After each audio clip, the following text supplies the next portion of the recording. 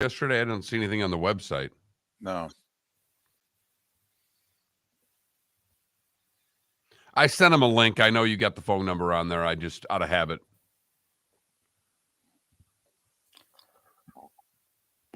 Yeah, that's probably a good call. He uses that. I forgot.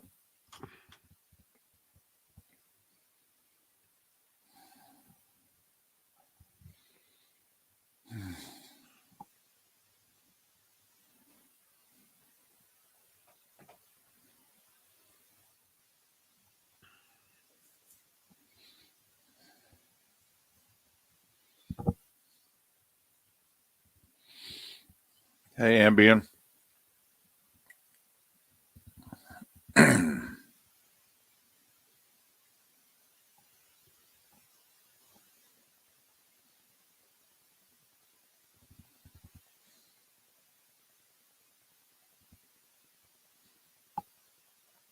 Well, called Marty, left a really nice message, really upbeat.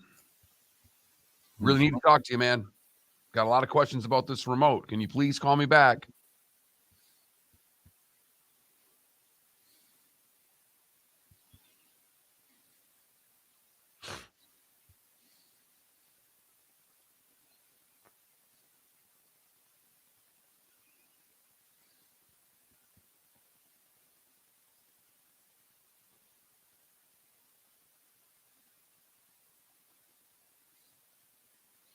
I mean, we dealt with the boss who was in and out of rehab and had more communication.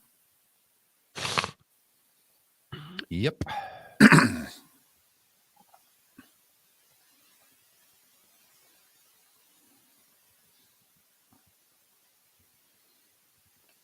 Morning, everyone. How about that?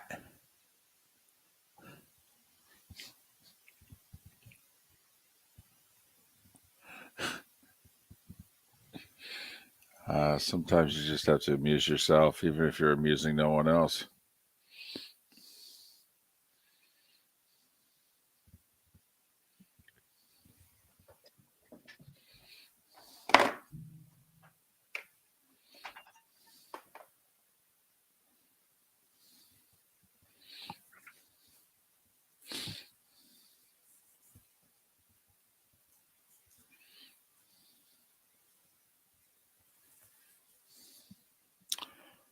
Morning, Paul, Albar, Spitz.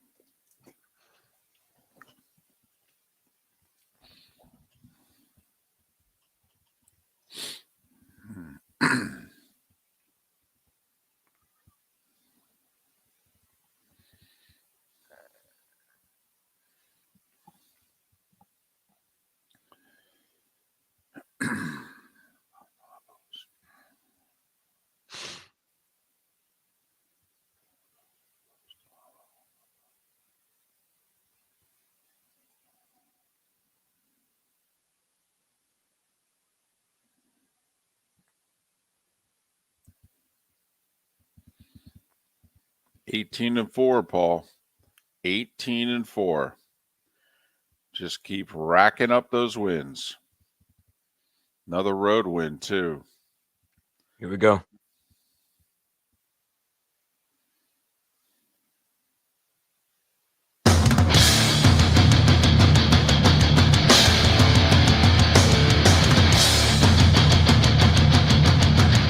You are listening to Miller and Moulton, exclusively on the Florida Sports Network. And now, here's Mark Miller and David Moulton. It is a special time of the year. Plenty of football news. The Sweet 16 gets underway tonight. We are a week away from the start of the Major League Baseball season. Hope your week is going well. How the heck are you? Miller and Moulton here on the Florida Sports Network, floridasportsnetwork.com. Thanks so much for being with us. How are you on this fine Thursday, Mark? Doing great. Fired up. Got Sweet 16 tonight. Get our basketball action back going. All fired up for this. Let's see if the momentum from the first week of the tournament continues. The ratings were outstanding. Many of the heavyweights, however, blue bloods, gone. Bye-bye. So long. Farewell. Does the audience leave with them, or are we intrigued by the likes of FAU and Miami, for that matter, trying to play giant killer against Houston on tomorrow night? FAU tonight, Miami tomorrow night. Got a good show lined up for you. Matt Cannata, Pro Football Network, next hour. And then the voice of FAU will join us at 8 o'clock, Ken LaVicka. And a couple hours from now, Doc Sadler, longtime coach. We'll just kind of kick around the Sweet 16 games, see what Doc thinks. Little this, little that. A little good and bad last night on the other coast as far as the sports night goes. Heat with the big win, but the Penguins with a huge road win for them that puts the Florida Panthers back out of the playoffs if the season were to end today. That was the game in hand that the Penguins had on Florida, and they won it last night. So the Heat trying to get themselves out of the play-in with a huge win against the Knicks last night, but the Panthers now out of the playoffs with the Penguins winning last night against Colorado. 10 or 11 games left in the hockey season. I believe it's 11 for the Panthers and 11 for the Penguins and 10 for the Islanders, the three teams battling for the final two wild cards in the Eastern Conference. And yes, the Heat, who were, 2.5 back and 3 in the loss column, to get out of the play-in and get into the top 6 and make the quote-unquote playoffs, are now tied with Brooklyn for the 6th seed. Brooklyn has the tiebreaker, however. They've already won the season series. They've won the first two meetings. Two teams play Saturday night in Miami. I think it's their last meeting of the year. Big one. Heat of 10 games left. Brooklyn's got Heat of 8 games left. Brooklyn's got 10. So while they're mere percentage points away, Brooklyn still has the opportunity with wins, with the games in hands, to get back into the 6th spot. But for the moment, the Heat have, at least as far as the schedule goes, got as close as they can get. Big game Saturday night for the Heat. Feels like a must win. They lose, it'd be a game back, and the Brooklyn would have the tiebreaker. And Miami would only have 7 games left. It feels like last night, must win, got it. Saturday night feels like a must win. Will they get it? Felipe should be in a good mood. His guy, Jimmy Buckets. Jimmy Butler was. I think Dwayne Wade needs to go to every single Heat game, because every time Dwayne Wade is at the now Miami-Dade Arena, Jimmy Butler plays like Michael Jordan. I mean, on both ends of the floor. He's trash talking, he's looking at the people, his defenders, like straight in the eyes, saying, "I'm that guy." And he was last night. Comes in 1-point game in the fourth, mid-fourth. Then they take a 12-point lead. Yep. Big win for the I Miami. love Jimmy Butler. Jimmy Butler could play on my team. I understand some people can't handle Jimmy Butler. He's a little too intense. Sometimes he can be, even with the Heat a couple times, he's kind of been on the wrong side of the edge. Udonis and Spo had to slap him around a couple years ago publicly. It's all right. Look, this may be a stretch, but I know David Moulton always says that every NFL team could use a Joe Burrow. I think every NBA team could use a Jimmy Butler. Well, I think so too, but not every NBA team can handle a Jimmy Butler. Well, then that's on them. I totally agree. Honestly, that's on you, man. I totally agree. But the Sixers had a choice: Ben Simmons or Jimmy Butler. They chose Ben Simmons. Hello. They also Think they regret it. They also, Just a little bit. they also chose to pay Tobias Harris $150 million. Right. But, hey, that's neither here nor there. Well, but I'm telling you, it's just that some people, it's like to be around him more. Long term, I'd rather be around this guy and this guy than that guy. Give me that guy. Thanks. Jimmy's more dog than he is diva wide receiver. but he's got a little Absolutely. bit of both. He's got a lot of dog. He's got a little bit of diva wide receiver. You in have him, to have a so little diva wide receiver to be a top player in the NBA. I agree. But you can tell why I absolutely love him. Well, he's got the combo. Totally. It's the double D. I The mean, diva dog. it's the supersize combo, Mark. It's The not diva just dog. the combo, it's the supersize. I mean, the fries and the drink are as big as you could possibly get. He's got a lot of dog and a little diva in him. Oh, for goodness sakes. Let's order 2 burgers with this. Leader of the kennel, Jimmy Butler. Love him. You know when you like a player when he's beating your team and you're still admiring it. And that was me last night watching Jimmy Butler beat my Knicks. And I'm like, you know what? If we're going to lose tonight, I'm okay because it's him. If Tyler Hero beats the Knicks, it would have been a rough night. Bam Adebayo, what the heck? Jimmy Butler, I can live with that. I'm good. Man, that's a playoff series I wish we could have. Yeah, not going to happen this year. Yeah. Hero did his, by the way, Hero did his job to help. I think he had 14 in the fourth quarter. So I know. I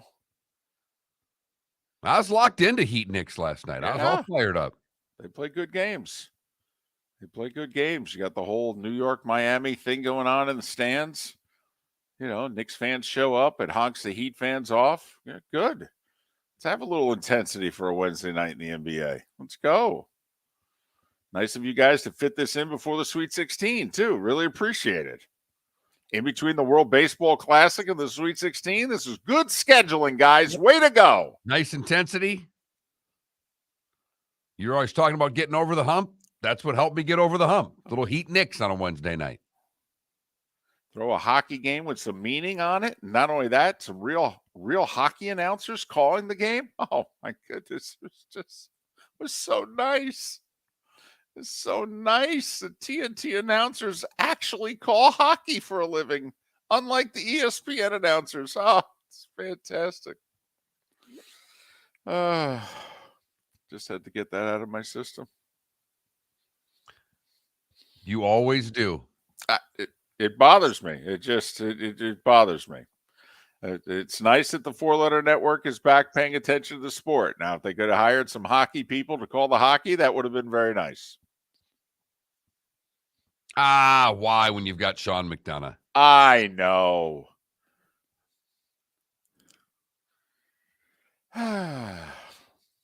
Anyway, hey, did you guys see the World Baseball Classic ratings? I did not. I saw what they were in Japan. I did not see those. Apparently, when Ohtani struck out Trout, 97.4% of the televisions were on the game. In Japan? Yeah. Oh. So you're saying it was kind of a BFD? Kinda. Do we know what time it was? Because it was, 10:38, 10:40 in the States. Do we know what the time? I mean, that had to be in the morning, right? Yes. That had to be late breakfast over there, right? It's People had to be going to work late. It's a 13-hour difference. Oh, okay. So it was nearly lunch then. It was like Right. 11:30. Right, a little morning baseball. Oh, well, no worker. Oh, my goodness. We're talking about the tournament here. There was no worker productivity in Japan 2 mornings ago. They just watched baseball all morning. Celebrate by lunch. That's how it worked, by the way. Do you think people actually came into work and they just watched the game at work? Or do you think that the boss said, stay home? We'll see you at lunch. They seem like a very regimented society. My guess is they came into work and watched the game at work. Right, after lunch, it's back to work. That's outstanding. And then it was a party after lunch. Man, nothing got done on Wednesday in Japan. I'm sorry, did you say 97.4%? I saw a tweet that was retweeted by David Sampson that said, what were the other 2.6% people doing? So remember, we said 2 million. The biggest audience so far for the World Baseball Classic heading into the final had been 2 million. Right. Game was on a Tuesday night on FS1, and Felipe said, "Hey, can they get $3 million?" And we said, "Oh man, if they got $3 million, they'd be doing the happy dance." $4.5 million. Let's go. Come on. More people watched USA Japan final Okay. than watched the clinching game of the National League Championship Series last year between the Phillies and the Padres. A game that was also on FS1, so it's a fair comparison. FS1 to FS1. Phillies Padres, which was going up against college football, I believe, but still. The World Baseball Classic outdrew the clinching game of the NLCS last year, and it outdrew all but 3 division series games. Add up the NLDS and the ALDS, 4 series worth of games, so you're talking, around 20 games. It outdrew all but 3 division series games and outdrew the clinching game of the NLCS. That's a BFD. It is. And what I'm trying to figure out is this a good thing for baseball? And obviously people watching it, don't get me wrong, it's a great thing that people watched in these numbers to watch a baseball game. But now what? You won't have an audience this big until when? The All-Star game. Seriously. Till the All-Star game. Now, though, with these numbers in March on FS1, how tempted are you to go July on Fox? I'm all in. I love the idea, the tweet that we discussed of starting this sucker in March and finishing it in July would be spectacular. And now they have momentum. And what do the owners want? More money. If there's a way to get more money in July, the owners may be interested. Miller and Moulton, thanks so much for listening right here on the Florida Sports Network. Mark Miller for SWFL Golf Carts or online, flgolfcarts.com. If you're looking for a golf cart, an e-bike, or an e-motorcycle, go visit Alex and the gang at SWFL Golf Carts. flgolfcarts.com online. Check out their whole inventory. If you're looking for a custom cart, they can take care of you. 2-seater, 4-seater, 6-seater, they've got you covered. E-bikes, nobody better for value and service. E-motorcycles, check them out. Again, flgolfcarts.com. flgolfcarts.com. Ladies and gentlemen, once again. Yeah. Hi. Excuse me. Hey, the line starts back here. Ma'am, if your party's not here, you're gonna have to go around again. If you had the opportunity to avoid all this, wouldn't you? Salt Live is the official transportation provider of the Miller and Moulton Morning Show, making your trip to and from the airport seamless and stress-free. Salt Live is supported with the help of local partners like the Bayfront Inn. Gather your family and friends and enjoy a leisurely day on the water with a pontoon or deck boat. If you prefer to explore the waterways without a motor, the Bayfront has canoes, standboards, and kayaks. At the end of your journey, enjoy lunch or dinner at the Bamboo Tropical Bar and Grill. The Bayfront Inn, something for everyone on 5th Avenue in downtown Naples. BayfrontInNaples.com. When you need a ride, book with Salt Live Transportation, 308-8686, or book on saltlivetransportation.com. David Moulton for Napa, Napa Auto Parts, and Napa Filters. Insist on Napa filters for your vehicles, or if you're a do-it-yourselfer, only buy Napa filters. Napa has a filter for almost anything on earth that moves, whether it's motorcycles, foreign and domestic cars, vans, SUVs, earth-moving equipment. You get the idea. Napa Auto Parts, Napa filters. Insist on them for your vehicles, or if you're a do-it-yourselfer, only buy Napa filters. You are listening to Miller and Moulton on the Florida Sports Network.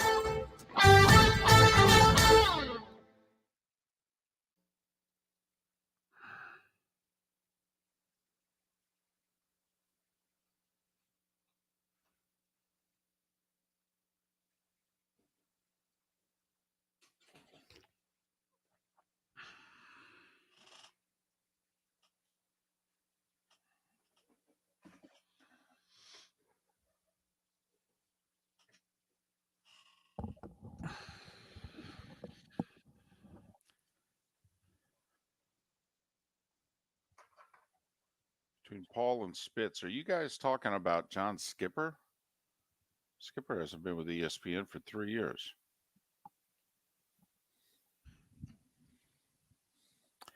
I will say, guys, okay, the demise of ESPN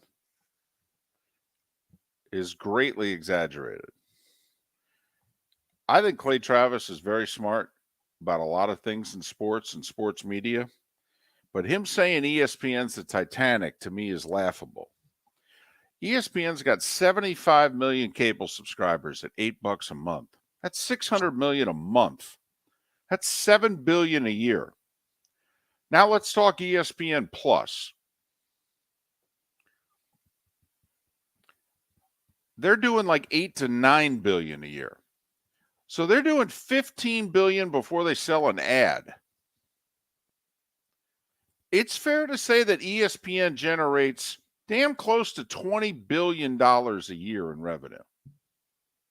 ESPN makes a ton of money. A ton of money. Now, do they make as much as they were? No. Why do you think ESPN is going to be siphoned off by Disney to its own entity? Okay? Because it actually looks really good. ESPN's been bogged down by the rest of Disney. Have a banana. Have a banana. Now let's go for a snack. Yeah, I don't see people subscribing to Paramount Plus to watch their sports like they are with ESPN Plus. Plus, they have the mouse backing them up, which Well, money. but they may not have the mouse much longer. I mean, that's the thing. They may split this thing off. But that bundle where you get Disney Plus, Hulu, and ESPN Plus, I mean, millions and millions of Americans have that bundle. Paul, it's monthly. 75 million cable subscribers at $8 a month. That's 600 million a month. Yeah, okay. Let's just say 1 million people. Or during the course of a year, 2 million people. They go from 75 to 73 million. Okay.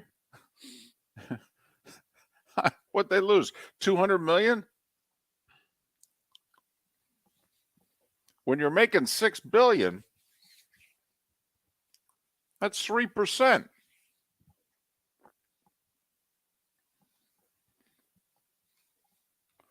Now, are they going to have to make some executive decisions going forward about what sports they bid for and what have you? Yes, I do. I don't think they can just blindly throw money at things anymore. But this whole death of ESPN thing is greatly exaggerated.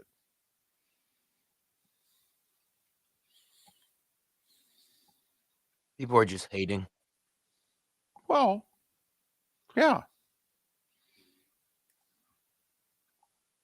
And honestly, I think it's just a lot of young people missing what SportsCenter used to be and whatnot.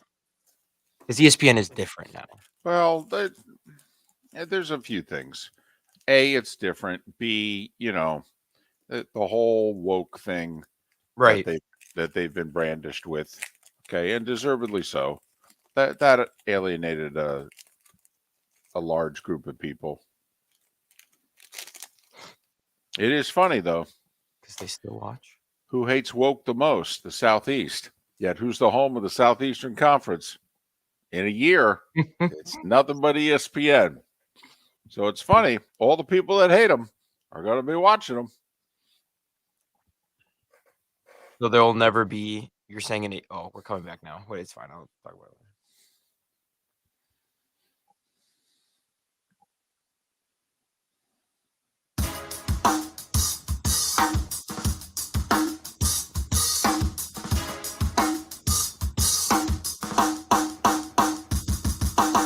Welcome back to Miller and Moulton, only on the Florida Sports Network.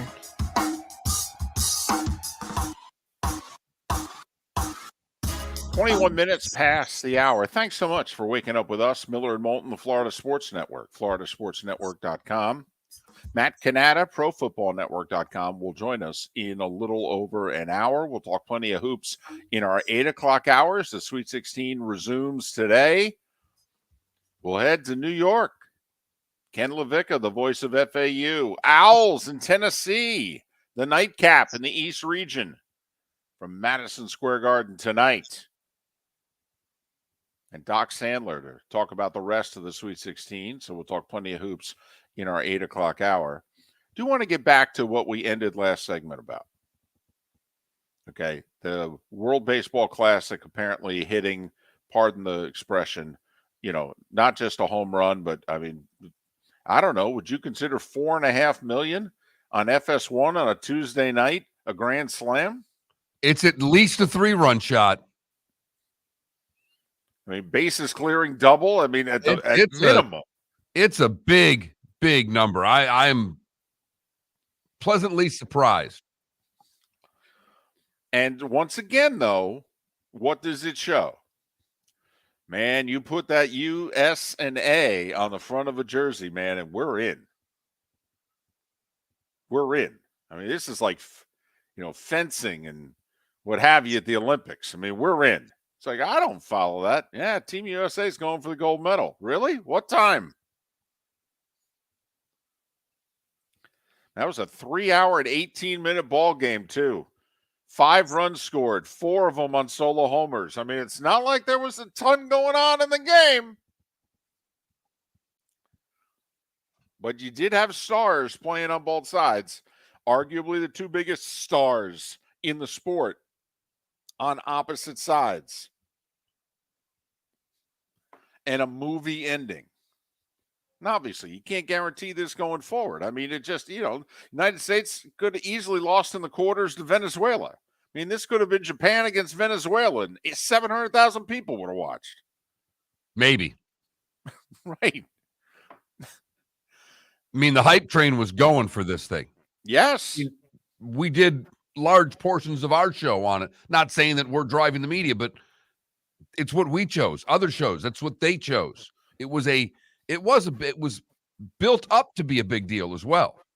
Timing worked, that the final was post March Madness, if you will. They did their 4 days in a row, and then, Team USA won its semifinal win Sunday night. You knew for over 36 hours that the United States was playing in the championship game. So you could talk about it Monday, you could talk about it all day Tuesday, then it aired on Tuesday night. But I'm wondering now, I mean, once again, it did better ratings than all but 3 of the division series games last year. Think about that. That's 4 playoff series. We're talking around 18 or so games. And it did better ratings than 15 of the 18 games. Remember, the Yankees were in the division series last year. I mean, the World Baseball Classic put up Yankees playoff numbers. And then it outdrew the deciding game of the National League Championship Series, which was also on FS1, so it's a fair comparison. And I'm just wondering now, Mark, do those numbers, if you're Manfred and you haven't been able to get Tony Clark from the Players Association to go along with you on some things, and you haven't been able to get enough owners to go along with you with some things, well, now you got evidence that you've never had before. And can you go to Tony Clark and to some of the owners and go, really, you're going to fight me on this? Well, I think that's the part of this, if you want it done, is that Manfred has to damn near go public with what his intentions are and let them get trampled by those powers that be behind the scenes. And Manfred can say, no, I want this in July. Now, there's no doubt the danger of an injury. One of your players gets hurt in July, like Altuve gets hit by a pitch in July. He ain't coming back before mid-September at the earliest. I mean, that's problem. It's bad enough Altuve is not going to come back till early June. But, that's missing the first 60 games of a season. It's another thing missing the last 60 games of a season. We all know the injury risk here. Could also argue, there's better chance Altuve doesn't get hit by a pitch in July than March. I can't sacrifice what could be the growth of the game worrying about the injuries of one or two players. I can't even I can look you right in the eye in that meeting and go, I don't care. I care. I don't want players hurt. I don't want you to think of it that way, but I can't worry about the small stuff here when the larger equation is how big can we grow this game if we move this to where we dominate the sports landscape? I mean, think about it. You could dominate a week, a whole week. I mean, Major League Baseball struggles to get traction for the World Series. And you can absolutely, positively dominate the Americans. Forget the world sports scene. The American and North American sports scene for 7+ days, perfectly sandwiched in between Wimbledon and the Open Championship. I mean, literally, it's perfect, the timing, if you wanted to turn the All-Star break into World Baseball Classic week. And come on, the U.S. would be in the quarterfinals every year. I mean, hell, if you had to mandate it, mandate it. Seriously. Don't know what to tell you. We're the host nation. We're through. Sorry, that's the way it works. This thing doesn't make any money if we're not in the quarters. Sorry. So, I mean, the thing's going to start with us in it.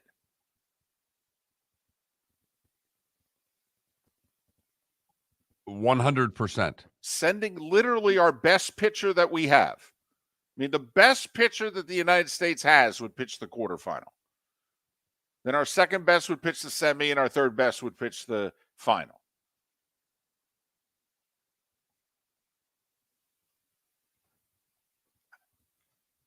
You think it's got a shot now with these numbers? $4.5 million. I think it has a shot, but I don't think it's as good of a shot as the voice I'm hearing out of you. The conviction I'm hearing out of you right now seems to think that if Manfred wanted this, he would get it. And I think there's so much opposition on both sides. The players and the owners don't seem to want this. I think there'd be more opposition from the owners. The other thing that I think is happening right now is all these players are going back to their spring training destinations, and they are telling their teammates, this was awesome. Yeah, we all know there's recency bias, and, well, we all have it. But, I mean, for Mookie Betts, won a World Series with the Red Sox, won a World Series with the Dodgers, called the 2 weeks of the World Baseball Classic the best baseball experience of his life. I mean, that kind of stops you in your tracks a little bit.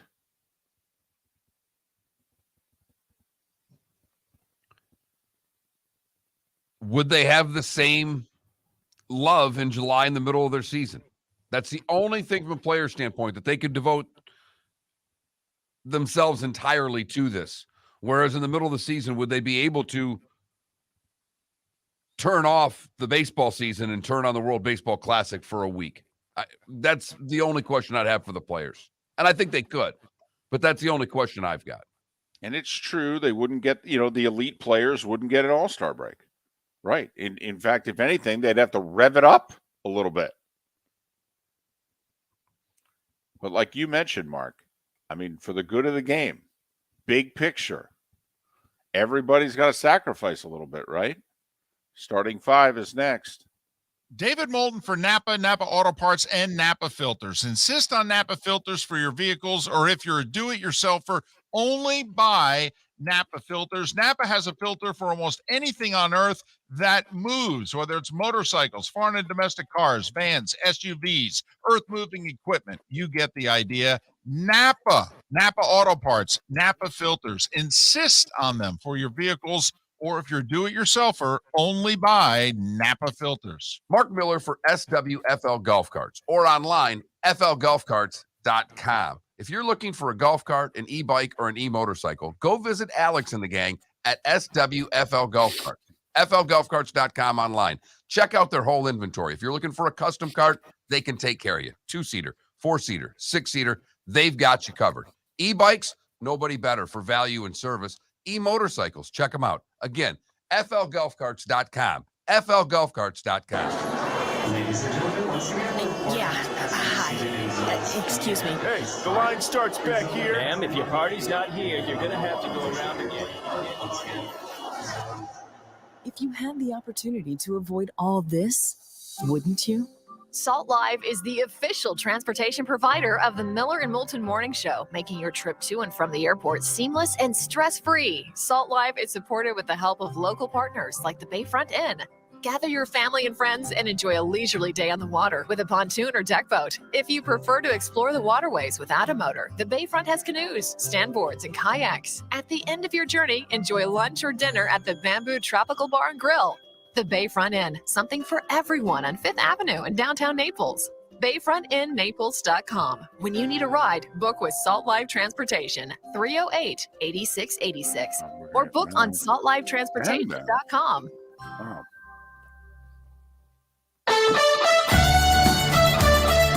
You are listening to Miller and Moulton on the Florida Sports Network.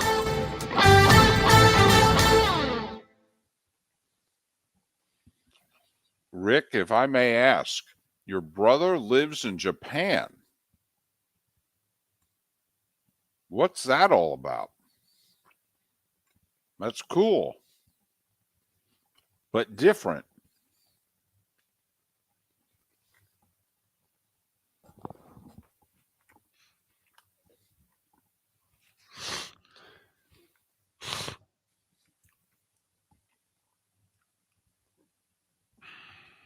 Okay, back to what I was going to say before the end of last Yes, break. let's get to what you were going to say. Well, I have a question.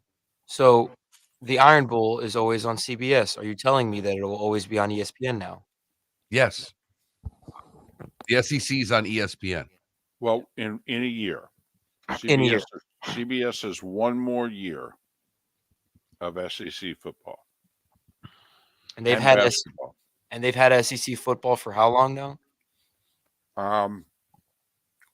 Mid-90s. Wow. Damn. When CBS made the decision to make the SEC a national game, they were mocked.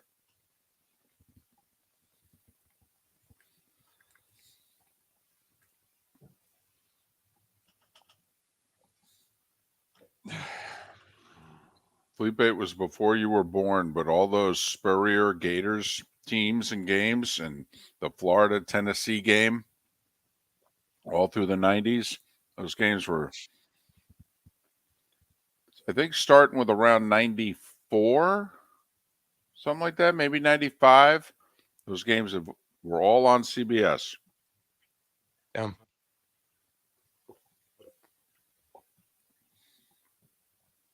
But CBS was mocked for making the SEC a national game.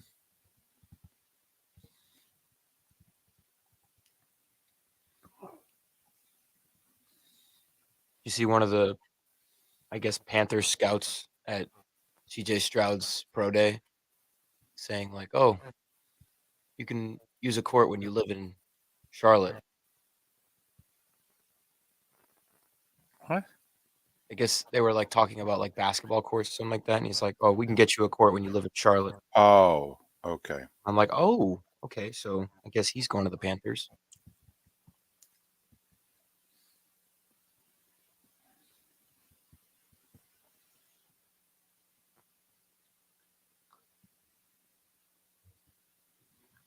Well, of course they can, Paper City.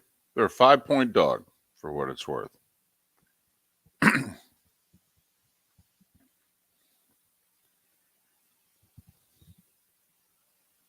That would be nuts. I think the officiating is a big part of that game. Will the officials let Tennessee push FAU around?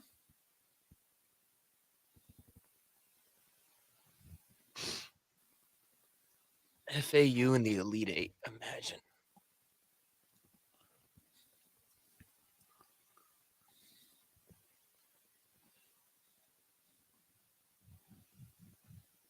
What is going on with the South Florida men's basketball job? Why has that not been filled yet?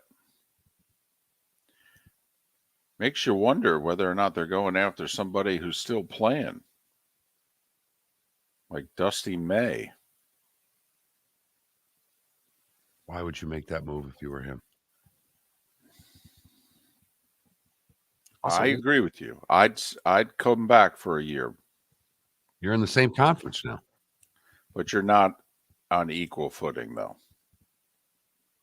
The last time USF even made the tournament. Yeah, but it's not that. That's like comparing Providence to Georgetown. Providence has had a much better run here in the last 12 years. The Georgetown job's a much better job. Much better. Fair.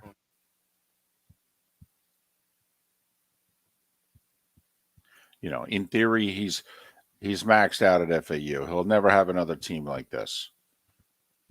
Okay. He could probably get twice the money at South Florida he can get at FAU. Now, I wouldn't do it if I was Dusty. I'd come back. 15 seconds. Now, the Penn State job? That would interest me.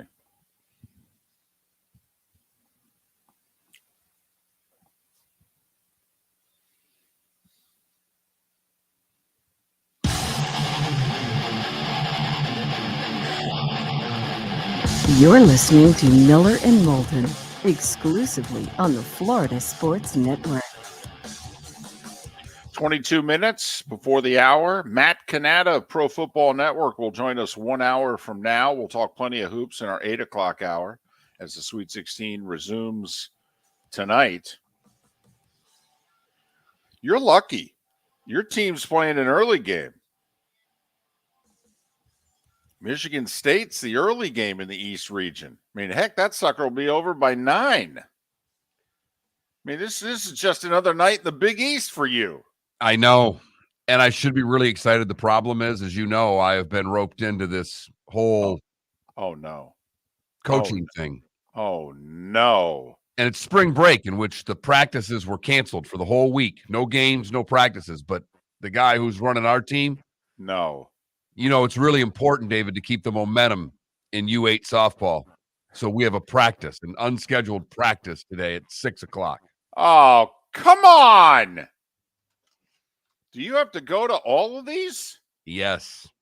Why? Well, one, I'm a coach. And two, I'm my daughter's father. I take her to all of her practices. Oh, yeah, that's right. The wife's driving home from work. Ah, man. Listen, the tip will be more like 6:40.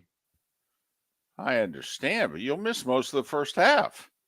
You won't get out of there till 7. By the time you get in the car, get home, never mind if they all decide they want to get together and get a bite to eat. That's not happening. Okay, good. I will be running out of practice. When this thing ends at 7 o'clock, I will probably put my daughter on my shoulders and will be sprinting to the car.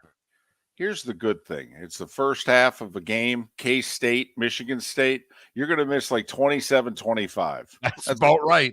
That's what you're going to get home to. And at the half, it's the Wildcats 27 and the Spartans 25. You'll walk in the door. You'll get Izzo. He'll already have no voice. If the guys would just listen to me. They're going to be confused when I'm by the outfield fence listening to the game during the practice, though. It is time now for The Starting Five.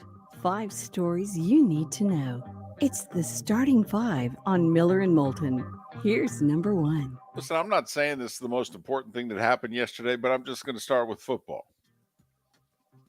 All right? I'm going to start with football because there's a couple of interesting scenarios that developed because of the events from yesterday. I would argue the most interesting scenario is the Jets and Browns made a trade.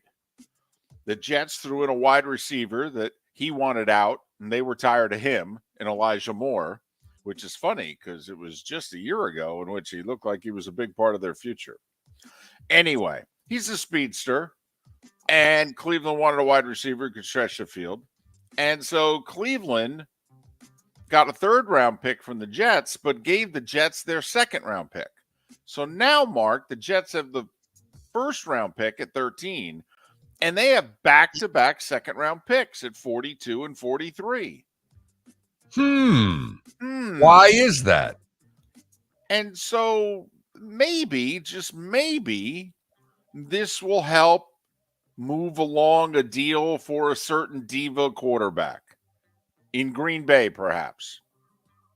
I'm just saying, it's possible. Jets, after unloading a wide receiver, signed Mecole Hardman, formerly of the Chiefs, to be their slot receiver. Now, he had really nice numbers last year. Of course, he had Mahomes throwing him the ball. So that helped. Cleveland re-signed linebacker Anthony Walker. Also, Jernus Johnson, who's been their third-string running back in Cleveland and a really good player, but he can't get on the field, not with Chubb and Hunt ahead of him on the depth chart. He signed with the Jags yesterday. I think that's a sneaky good signing for Jacksonville. Lighten the load on ATN. I like that signing. So anyway, the Jets-Browns traded. Just interesting. Does that spur a little movement? Now, Mark, what would you be willing to give up if you're the Jets? We all know what Cleveland's looking for, a first-round pick. All right? You have the 13th pick in this year's draft, but now you have 42 and 43 back-to-back in the second round. I'd give up both of those. So right now, you'd say to the Packers, here's the deal. 2 second-round picks, let's do this. Yep. What if I'm the Packers and I say I need a conditional 2024 pick based on how you guys do? I could live with that. Okay. All right. So there we go. It seems like you and I are close to making a deal here. Yeah, I would, what's your conditional? Would it be similar to what the Favre deal was, a third, a second, a first, depending on where you go? And I could live with that. Okay, and that's probably how we do it. We'd start off in which you'd give me a third-round pick next year if we don't make the playoffs. You give me a second-round pick if we make the playoffs. You give me a first-round pick if you go to the AFC title game. Yeah, it's okay. Done. Glad we could make this trade. Yeah, well, so we'll see whether or not, we'll see whether the Packers and Jets can finally make a deal. The Jets certainly have the ammunition, and Green Bay has the ask, and the Jets have the want. Some other news involving some tight ends. Austin Hooper signed a one-year deal with the Raiders. Former Raiders tight end Foster Moreau. So he's taken a physical in New Orleans. And they go, you got a problem. We noticed something here which is concerning to us. You should go and get some more tests. And when they did, he's been diagnosed with Hodgkin's lymphoma. So needless to say, he's going to step away from the NFL this year and seek treatment. This is the second time in 6 years that the Saints medical staff, in giving a routine physical, has essentially saved a player's life. There was a long snapper for the Eagles back in 2017 who was leaving Philly and going to New Orleans. And in giving the physical, they found something wrong with him in which if they didn't attend to it very quickly, he would have died.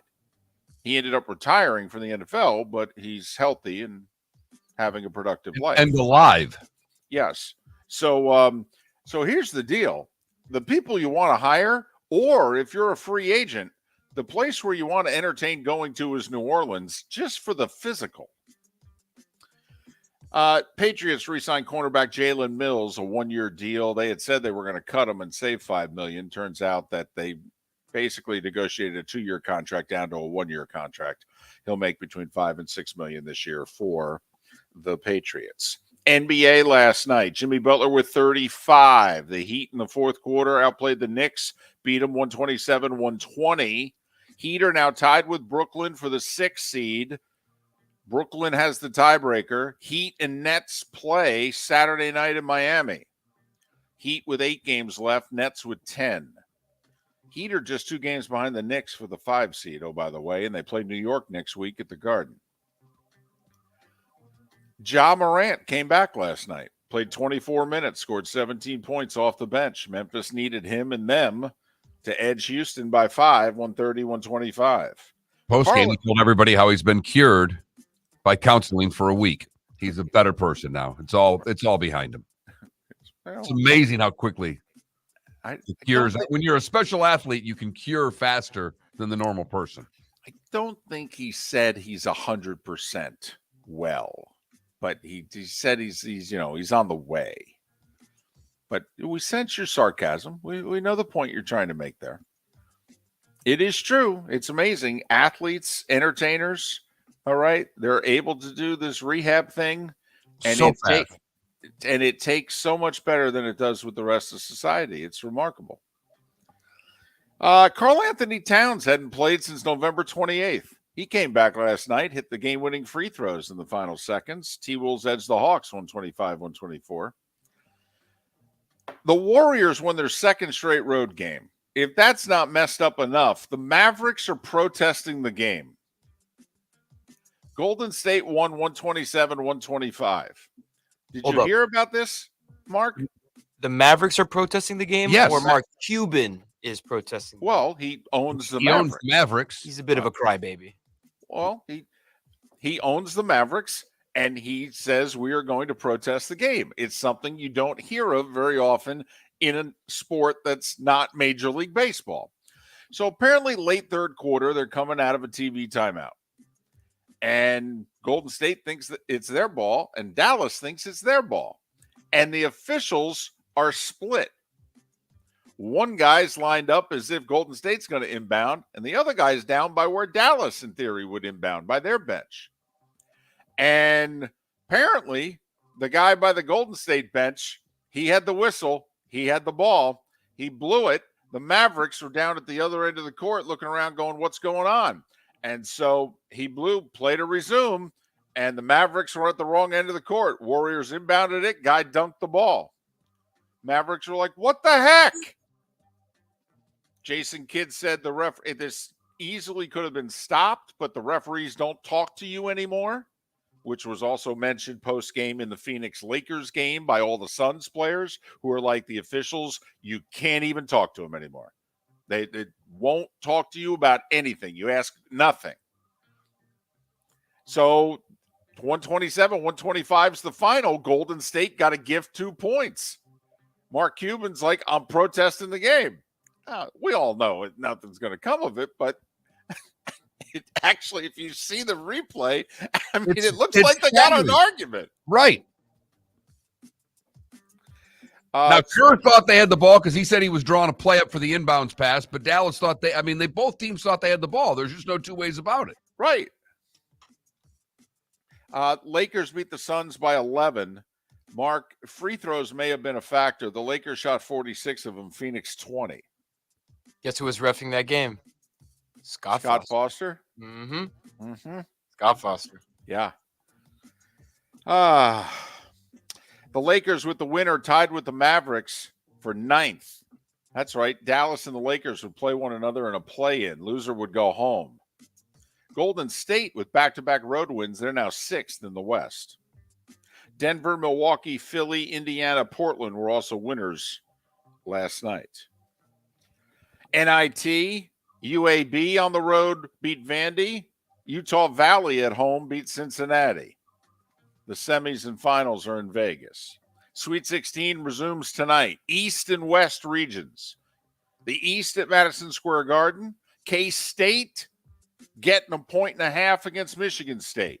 Yet they're the 3 seed and the Spartans are the 7. Meanwhile, 4th seeded Tennessee, a 5-point favorite over 9th seeded FAU. Out west, UConn, the 4 seed, a 4-point favorite over 8th seeded Arkansas. And then the heavyweight matchup that everybody circled when the brackets came out, 2 against 3, UCLA, a 1.5-point favorite against Gonzaga. Shades of UCLA Gonzaga in 2006 with Adam Morrison. Got to be of a certain age. Well, equally bad mustaches this year with Timmy. So, I mean. NHL, just 2 games, but they both had meaning. Penguins, it was their game in hand against the Panthers, and they used it wisely. Sidney scored his 30th. He's now the first to score 30 as 18 and then at 35. Penguins 5-2 over the Avs. Penguins now a point ahead of the Panthers. If the playoffs started today, Florida would be out. 11 games left in the season. Draisaitl with assists on all 4 Edmonton goals. Connor McDavid scored the first and the last goal. He's got 60. 60 for Edmonton. They beat Arizona in overtime 4-3. Golf, the last match play championship. Rory, Spieth, Finau, Homa, Matsuyama, Cantlay, Scheffler, Morikawa, they all won yesterday. They're all in groups. You got to get out of your group, then it's single elimination. By the way, those that lost, Ricky Fowler beat John Rahm 2-1. Matt Kuchar beat Victor Hovland. And Tommy Fleetwood and Will Zalatoris also both lost yesterday. LPGA first full field event of the year begins today in Arizona with the Drive On Championship. College baseball last night. Nationally ranked Miami over FAU. Nationally ranked FGCU over FIU. It's a lot of letters. Yes, it is. Yes, it is. And I'm just throwing this out there. Chevy announced they're going to discontinue the Camaro. You know what they drive in NASCAR? The Chevy Camaro. drivers? What's that again, Mark? The Camaro. Right. Remember when we had Ryan McGee on a few months ago? We even had Bob Pockras on a few weeks ago. They both mentioned about NASCAR going forward. Since Americans are no longer buying cars, what's that going to mean for NASCAR going forward?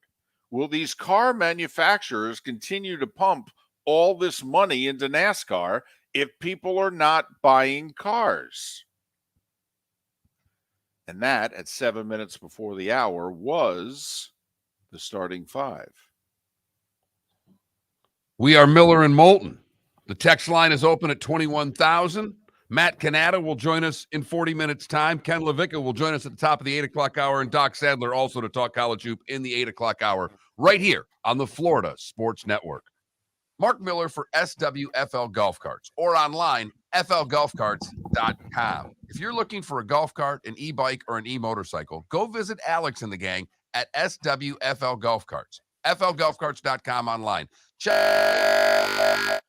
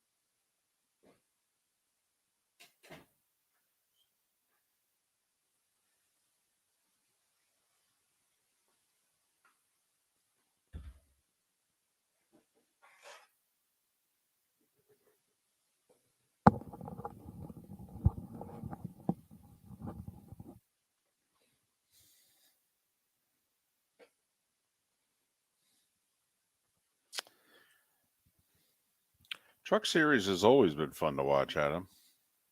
And not many people are into it, but it has always been fun to watch.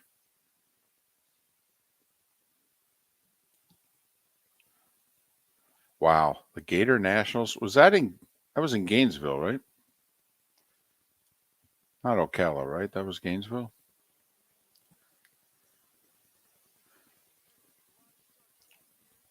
Was it Rick? Rick, how's your brother in Japan? That's what I want to know. All this, wouldn't you? Salt Live is the official transportation provider of the Miller and Moulton Morning Show, making your trip to and from the airport seamless and Why are stress-free. the ads running Salt now? Live is supported with the help of local partners like the Bayfront Inn. Gather your family and friends and enjoy a leisurely day on the water with a pontoon or deck boat. If you prefer to explore the waterways without a motor, the Bayfront has canoes, standboards, and kayaks. At Why the are end we of your hearing journey, ads enjoy now? lunch or dinner at the Bamboo Tropical Bar and Grill. The Bayfront Inn, something for everyone Felipe? on Fifth Avenue in downtown Naples. BayfrontInNaples.com. When you need a ride, book with Salt Live Transportation, 308-8686, or book on saltlivetransportation.com. David Moulton for Napa Auto Parts, and Napa Filters. Insist on Napa filters for your vehicles, or if you're a do-it-yourselfer, only buy Napa filters. Napa has a filter for almost anything on earth that moves, whether it's motorcycles, foreign and domestic cars, vans, SUVs, earth-moving equipment. You get the idea. Napa Auto Parts, Napa filters. Insist on them for your vehicles, or if you're a do-it-yourselfer, only buy Napa filters. Miller and Moulton here for the Clutch Vodka Play of the Day. Mark, remember Nick Charles, Fred Hickman, the CNN Play of the Day? Yeah, CNN did a nightly sports show. That was a while ago. Yes, it was. Just work with me. Everyone liked the pod, the Play of the Day. So how about we have the Clutch Vodka Play of the Day? Sounds good. Fun. Smooth. Like Clutch Vodka. Listen weekday mornings for the Clutch Vodka Play of the Day. That's Clutch with a K. Located on the East Trail, locally owned Naples Tiki Bar and Grill is an outdoor eatery next to the Hitching Post Shopping Center. Island-inspired food with a true tiki theme. The best place in Naples to enjoy the beautiful weather in Southwest Florida. The Naples Tiki Bar and Grill offers a great menu for dine-in or takeout. Enjoy our famous pulled pork, huge burgers, and tiki bar cocktails. Don't miss happy hour every day from 3 to 6 and live music 7 days a week. See you soon at the Naples Tiki Bar and Grill, 11498 Tamiami Trail East. You were listening to Miller and Moulton on the Florida Sports Network.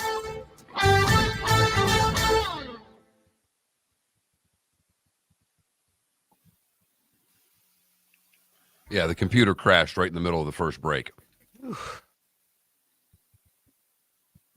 Yeah, I went Mark mid. I was like, oh.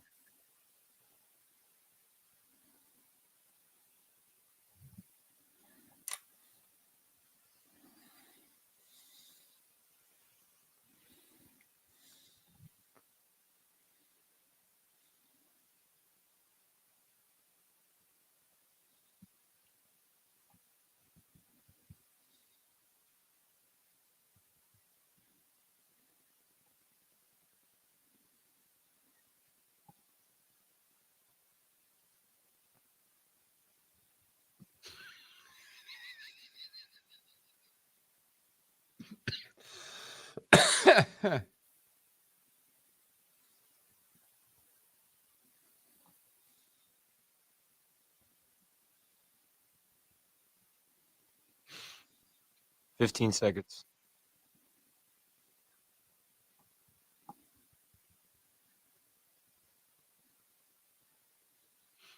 Here we go.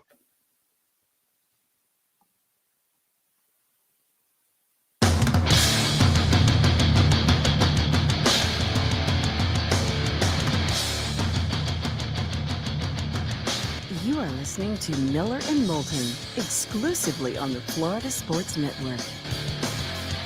And now here's Mark Miller and David Moulton. Hour number 2 of Miller and Moulton on this Thursday when the Sweet 16 gets underway as March Madness resumes after a tremendous start. Matt Cannata will join us later this hour. Plenty of football news still going on as draft preparations begin with, well, the Ohio States and Auburns of the world having their pro days. Whole bunch of teams sending a whole bunch of representatives to Ohio State yesterday. I don't know why. It's like implying they've got talent or something. I mean, just because they may have a quarterback, 2 tackles, and a wide receiver go in the first 20 or so picks of the draft, you're implying like they're good or something. I mean, was it the Panthers? Who was it who had like 12 people from the organization at the Ohio State Pro Day yesterday? Giants had like 9.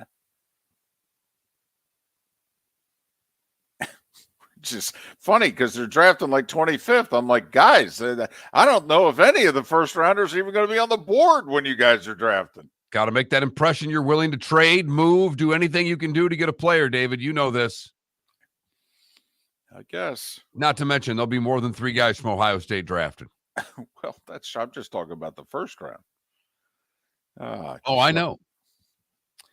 But, and week from today, oh, by the way, Major League Baseball season gets underway. So we'll see if any momentum from the World Baseball Classic continues. And season starting in March. You know, so I know, a little early. I know. I mean, real early, actually, when you think about it. I mean, it wasn't opening day, national championship Monday. So this is starting like 5 days early. I think you're right. But with the World Baseball Classic and the numbers, will that get more people excited about the start of this? I mean, think about it.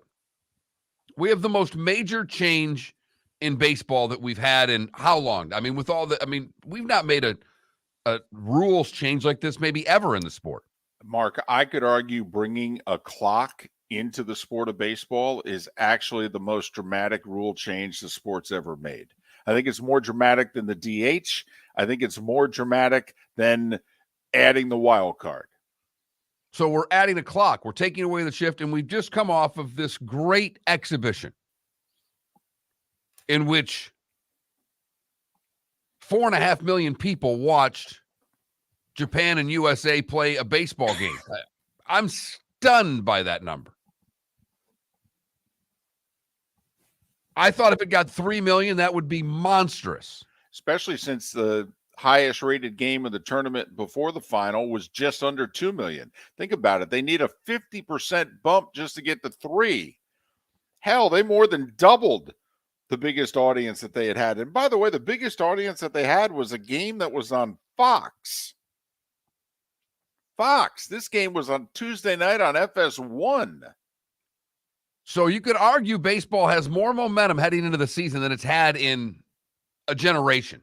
Yeah. You really can. Because even someone like me, who I watch opening day and then I give up on baseball for a couple of months and then we go on.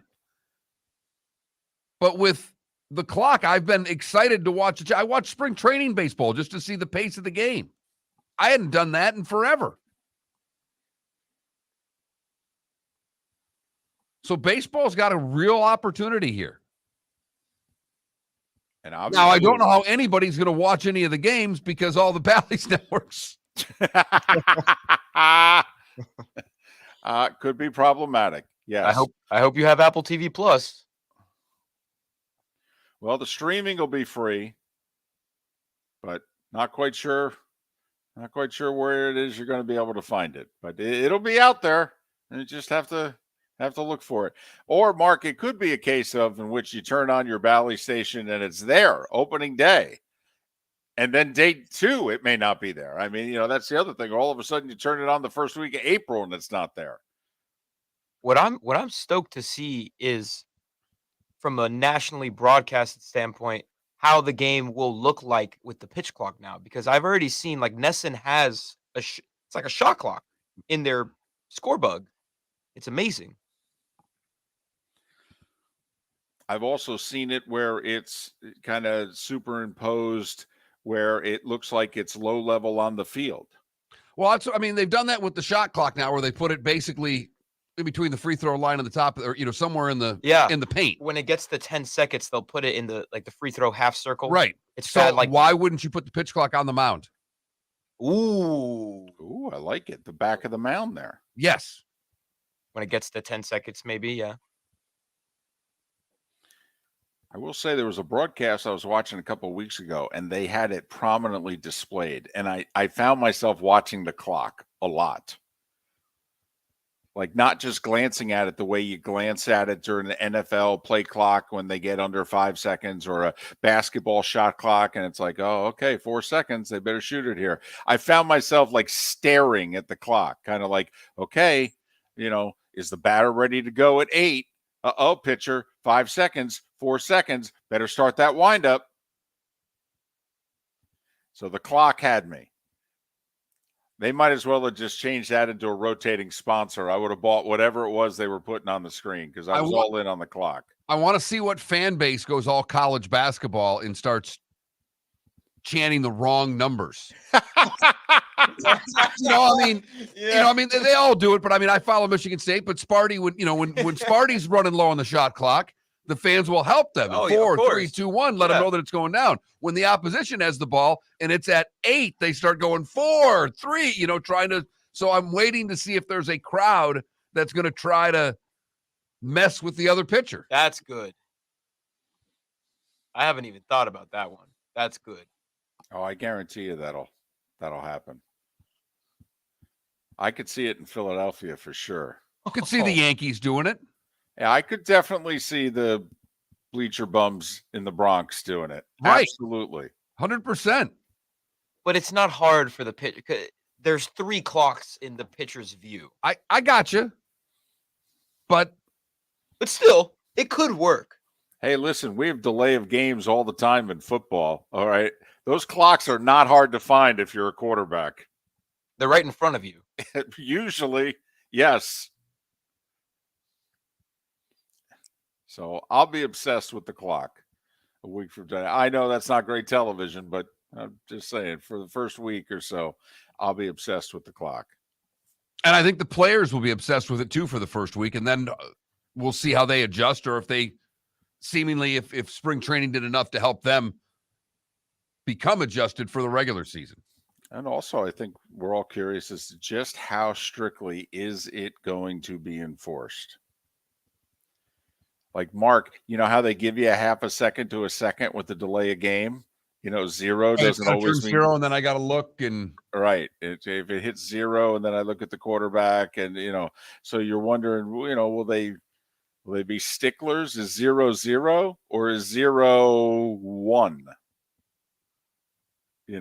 Just and which umpires is 0-0 for? Exactly. Which umpires is 0-1 for? And Right. we'll have that type of information pretty quickly, I would imagine. It's probably a good thing Country Joe West retired.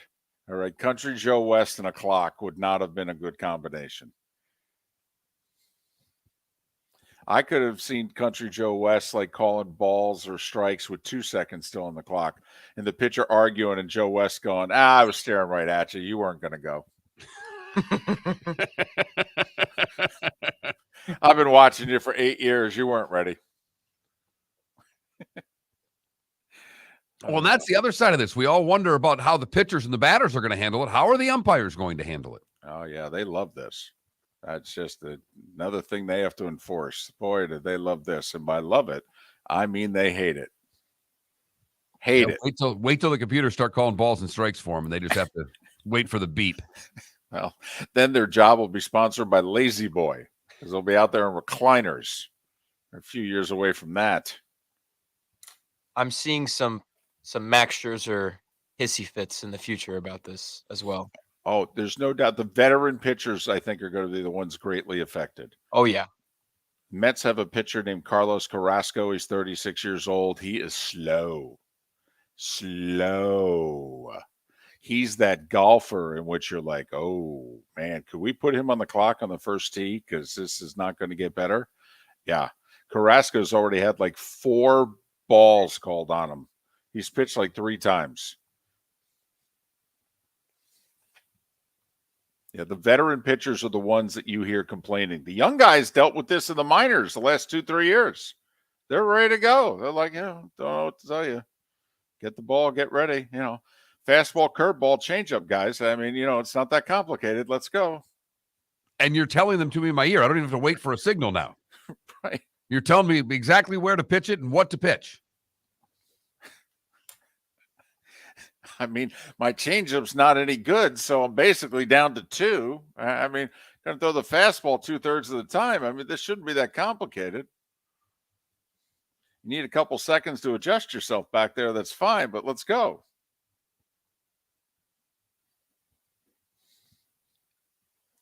So, week from today, we're going to be live in St. Pete. That's the rumor. That is a rumor. The rumor is we're going to be at one of the great sports bars on the west coast of Florida at a time when I don't think it's open. Oh, there's a shocker. We're going to be at Ferg's in St. Pete. It's a terrific place. It's going to be jumping, too. Just not when Miller and Moulton are on the air.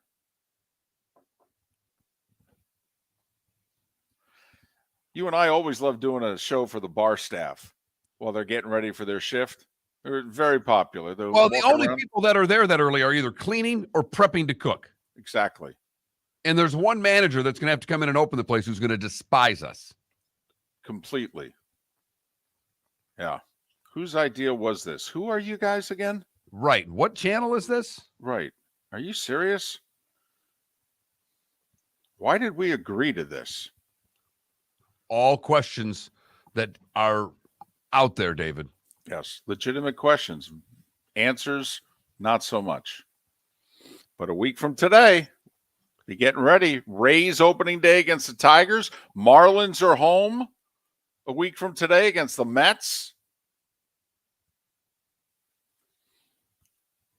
3 o'clock Rays game, 4 o'clock Marlins game. Make your plans now. Hell. Actually, Or don't make your plans for game 2. You'll get a lot better seats. That's just what I was going to say. Miller and Moulton. Matt Cannata coming up in 25 minutes time right here on the Florida Sports Network.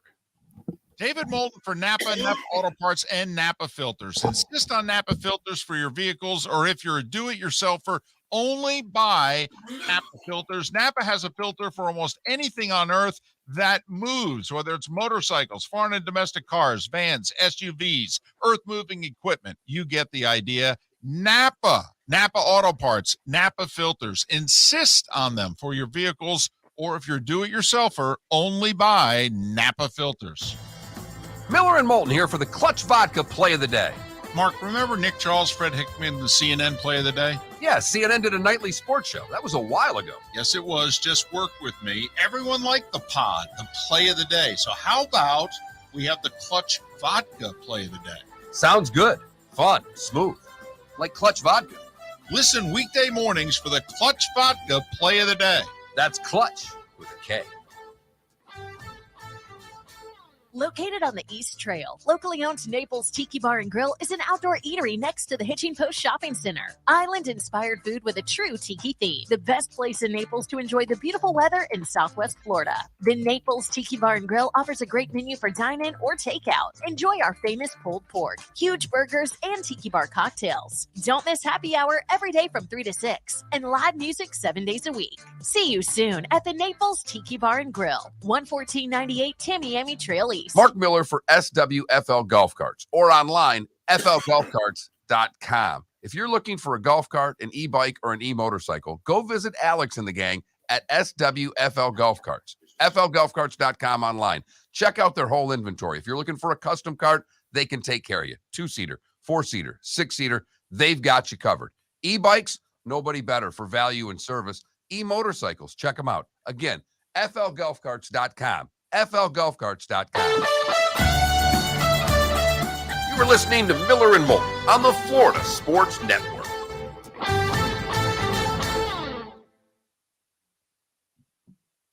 Text of the day right here, David.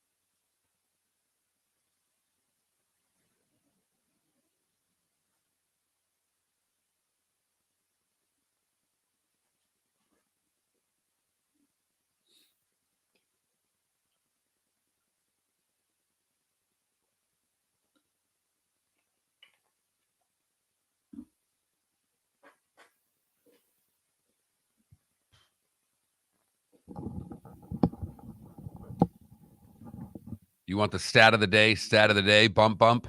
Sure.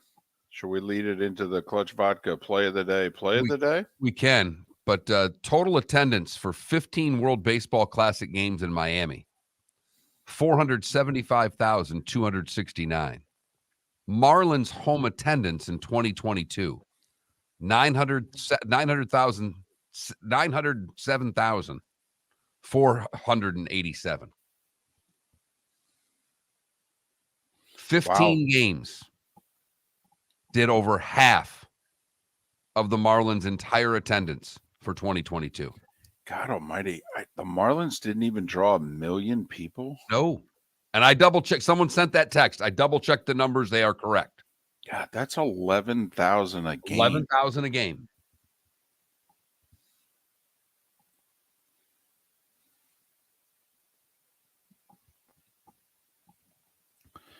And 15 for 475. That's like what? Just under 32,000, right? Yeah, it's like 31 and change. Yep.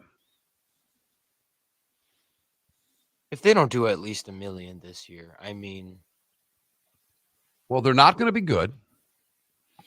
They should be better. like Yeah, but slightly they're in a better. really good division. So that's, I know.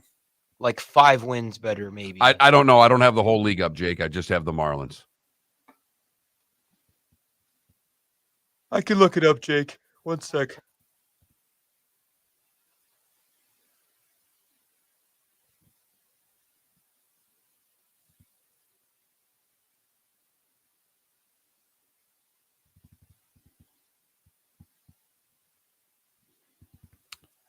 They drew less than 10,000 a game, did the A's.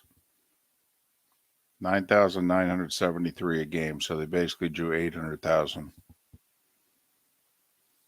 Yeah, the exact number is 787,902.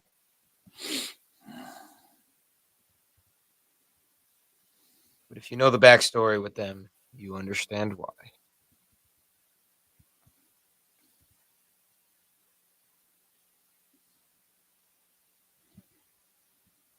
There was a Monday night game that the Marlins played in Oakland last year, 2,630. Oh.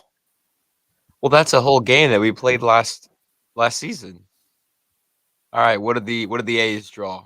5,000 over under. Right? Oh man. Where are you gonna go?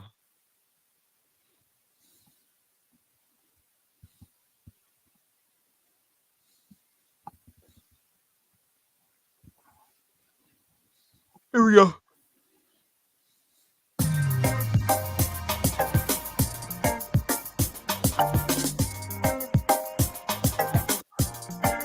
Welcome back to Miller and Moulton, only on the Florida Sports Network.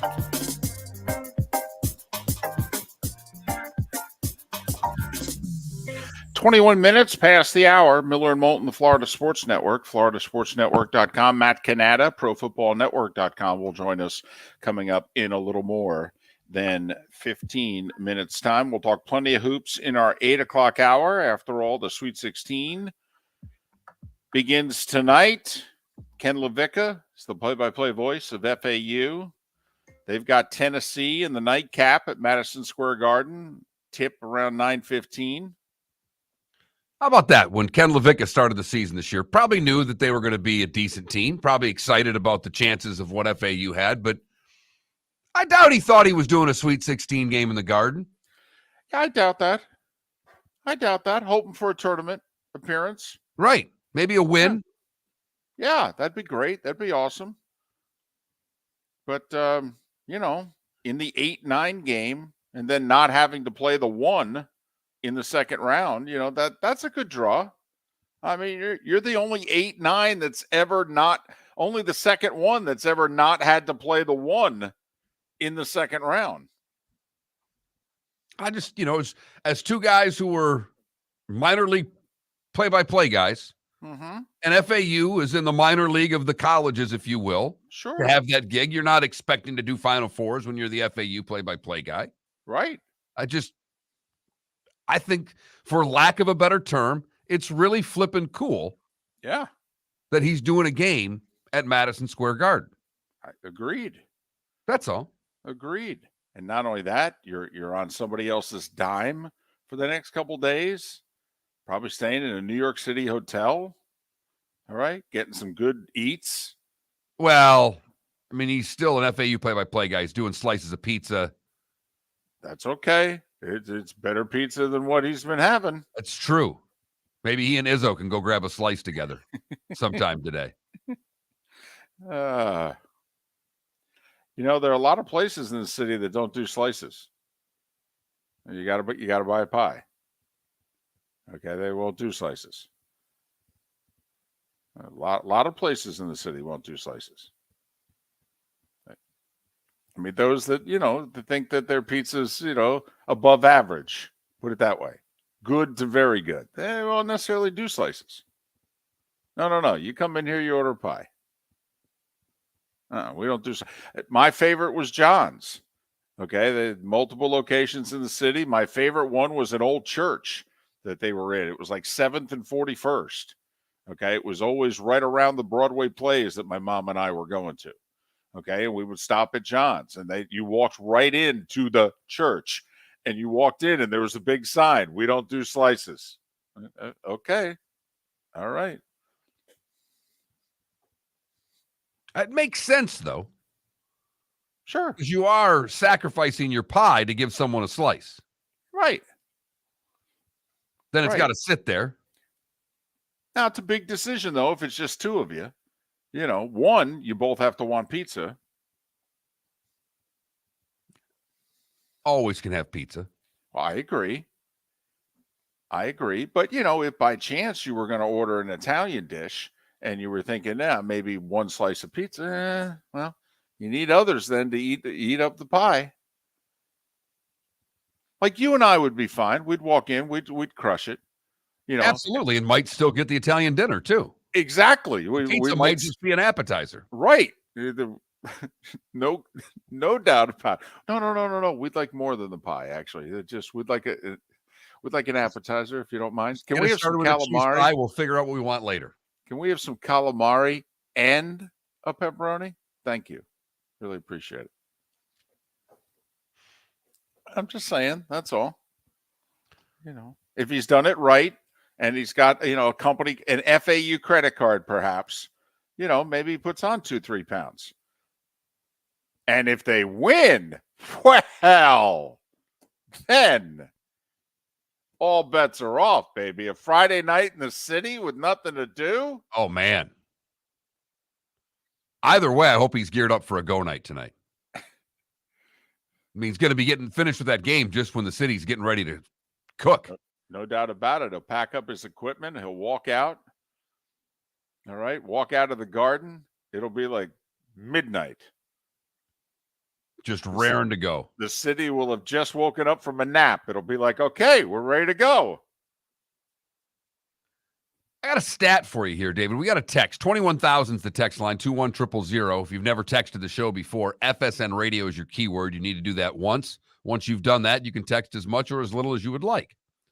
But we got this text. I had to double check this man's facts to make sure he was correct. He texted a lot. I trusted him, but I don't want to be reading facts off unless we're positive. 15 World Baseball Classic games in Miami. The attendance, 475,269. Well, that's over 31,000. Over 31 a game for the 15 games. Capacity, by the way, is in the 36 to 37 range. So, that stadium's playing to about 85% capacity then for those games. Right. They had 10 pool games, if you will, and then the quarters, 2 semis, and the final, which were all sold out. Now, the Marlins home attendance in 2022. This is the entire season. 907,487. Wow. To not even draw 1 million when you have 81 dates. Damn. You need to do 12 and change to get to 1 million? And they can't even get to 1 million. Man. 900,000. That's like 11,000 a game. They're doing almost 3 times that for a World Baseball Classic. But we had David Sampson on Tuesday morning. He said, hey, 6 years ago with the World Baseball Classic, and we hosted the games, and we did everything humanly possible. We had a full staff working the games, getting people's numbers and emails. We were sending them free tickets. Nothing, he said. Just nothing. No, the Heritage Nights get a boost on those nights of a couple thousand. Right. But not in the tens and 20,000s. But just some interesting numbers there on Marlins attendance versus the World Baseball Classic. That leads us right into the play of the day, our Clutch Vodka play of the day. Felipe, what do you have for us today? Well, John Morant played his first game back from suspension last night and came off the bench, scored 17 points, had 5 assists, 2 steals in 24 minutes, and he even added a posterizing dunk on KJ Martin. Morant's got an alley to the rim. Oh, wow! And the foul! Holy cow! Grizzlies win. They barely squeezed past the Rockets, who are terrible, by the way. Jaren Jackson Jr. had 37 points, 10 rebounds, 2 blocks, and that's your clutch play of the day. John Morant, he's back. Picking up right where he left off. All right. If I were calling that dunk, Morant with the dunk, and now someone else needs counseling. Oh. Wow. Too soon? Wow. Too soon? No. Maybe a little bit. I think you can do that if you're the road play-by-play guy. Which, by the way, I personally don't like that. When a road play-by-play announcer is intentionally mad about another team scoring a bucket or whatever. I mean, you're doing play-by-play, man. Come on. This is Felipe, the biggest homer in the world, upset that a visiting team's upset about scoring. When it's noticeably like a game-winning half-court shot, and Tatum makes the 3 and the Celtics win. You got to be like, oh, and the Celtics win. I don't know. Doesn't know anything about Hawk Harrelson, does he, David? No. Bob Uecker famously called the Nolan Ryan no-hitter, and Ryan's got the final out. Nolan Ryan is a shutout, and the Brewers lose 4-0. We'll come back with a recap right after this. I would have been saying no-hitter throughout the whole game, though, because I'm the road announcer trying to jinx it. That's our Clutch Vodka play of the day. It's Clutch with a K. Check them out at clutchspirits.com and look for them wherever you buy your spirits. Matt Cannata will join us next from Pro Football Network. He is on the Florida Sports Network next. Miller and Moulton here for the Clutch Vodka play of the day. Mark, remember Nick Charles, Fred Hickman, the CNN play of the day? Yeah, CNN did a nightly sports show. That was a while ago. Yes, it was. Just work with me. Everyone liked the pod, the play of the day. So how about we have the Clutch Vodka play of the day? Sounds good. Fun. Smooth. Like Clutch Vodka. Listen weekday mornings for the Clutch Vodka play of the day. That's Clutch with a K.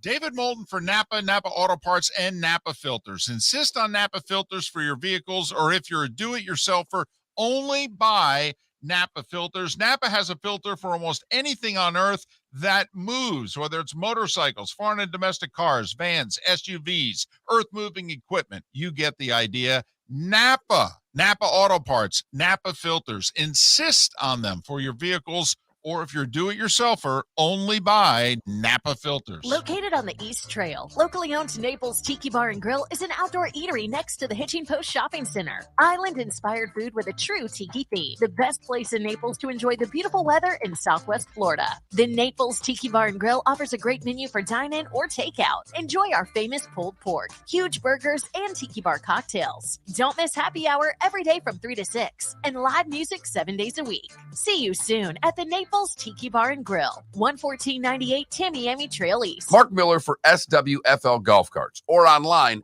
flgolfcarts.com. If you're looking for a golf cart, an e-bike, or an e-motorcycle, go visit Alex and the gang at SWFL Golf Carts. flgolfcarts.com online. Check out their whole inventory. If you're looking for a custom cart, they can take care of you. 2-seater, 4-seater, 6-seater, they've got you covered. E-bikes, nobody better for value and service. E-motorcycles, check them out. Again, flgolfcarts.com. flgolfcarts.com. You are listening to Miller and Moulton on the Florida Sports Network.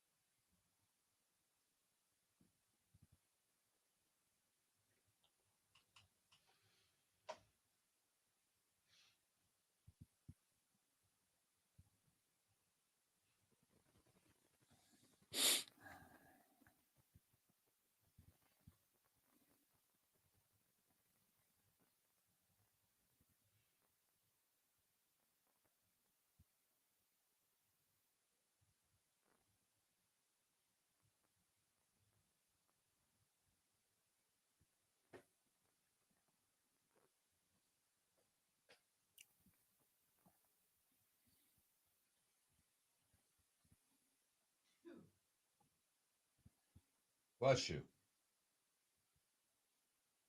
Gracias.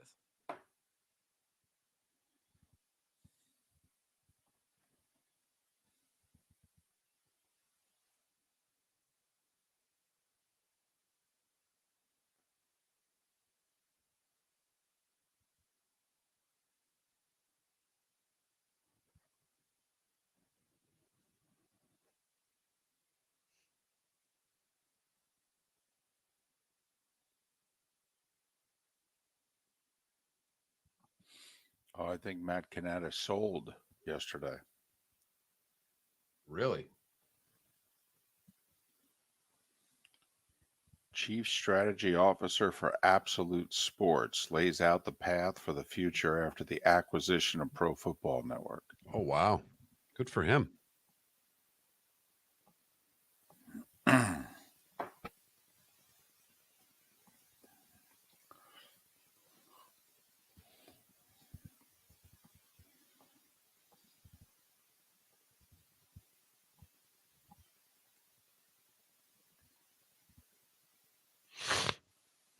I've not seen a retweet from him yet this morning, though. I have. Yeah, he retweeted. I'm the only one that retweeted it. What I'm seeing, but that's just me. I got the FSN tweet and it says Matt Cannata retweeted. Okay.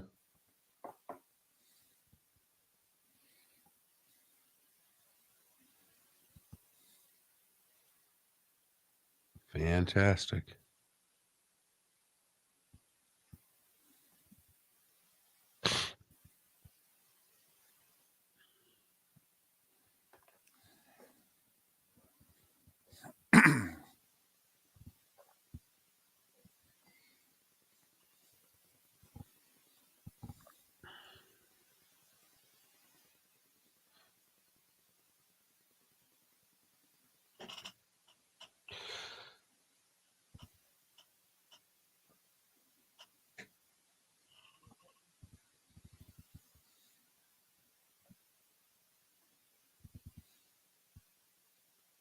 Oh, is he coming on via phone? Okay. If Felipe's talking to him, ask him if he wants to come on by link. He's got him on the phone. I'm not going to. Yeah, he's on hold.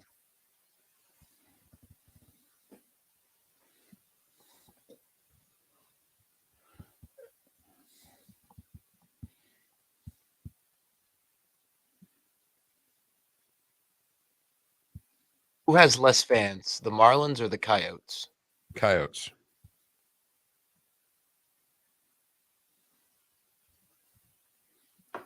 Right, because the Coyotes have never won anything. 10 seconds. They made a Western Conference final once.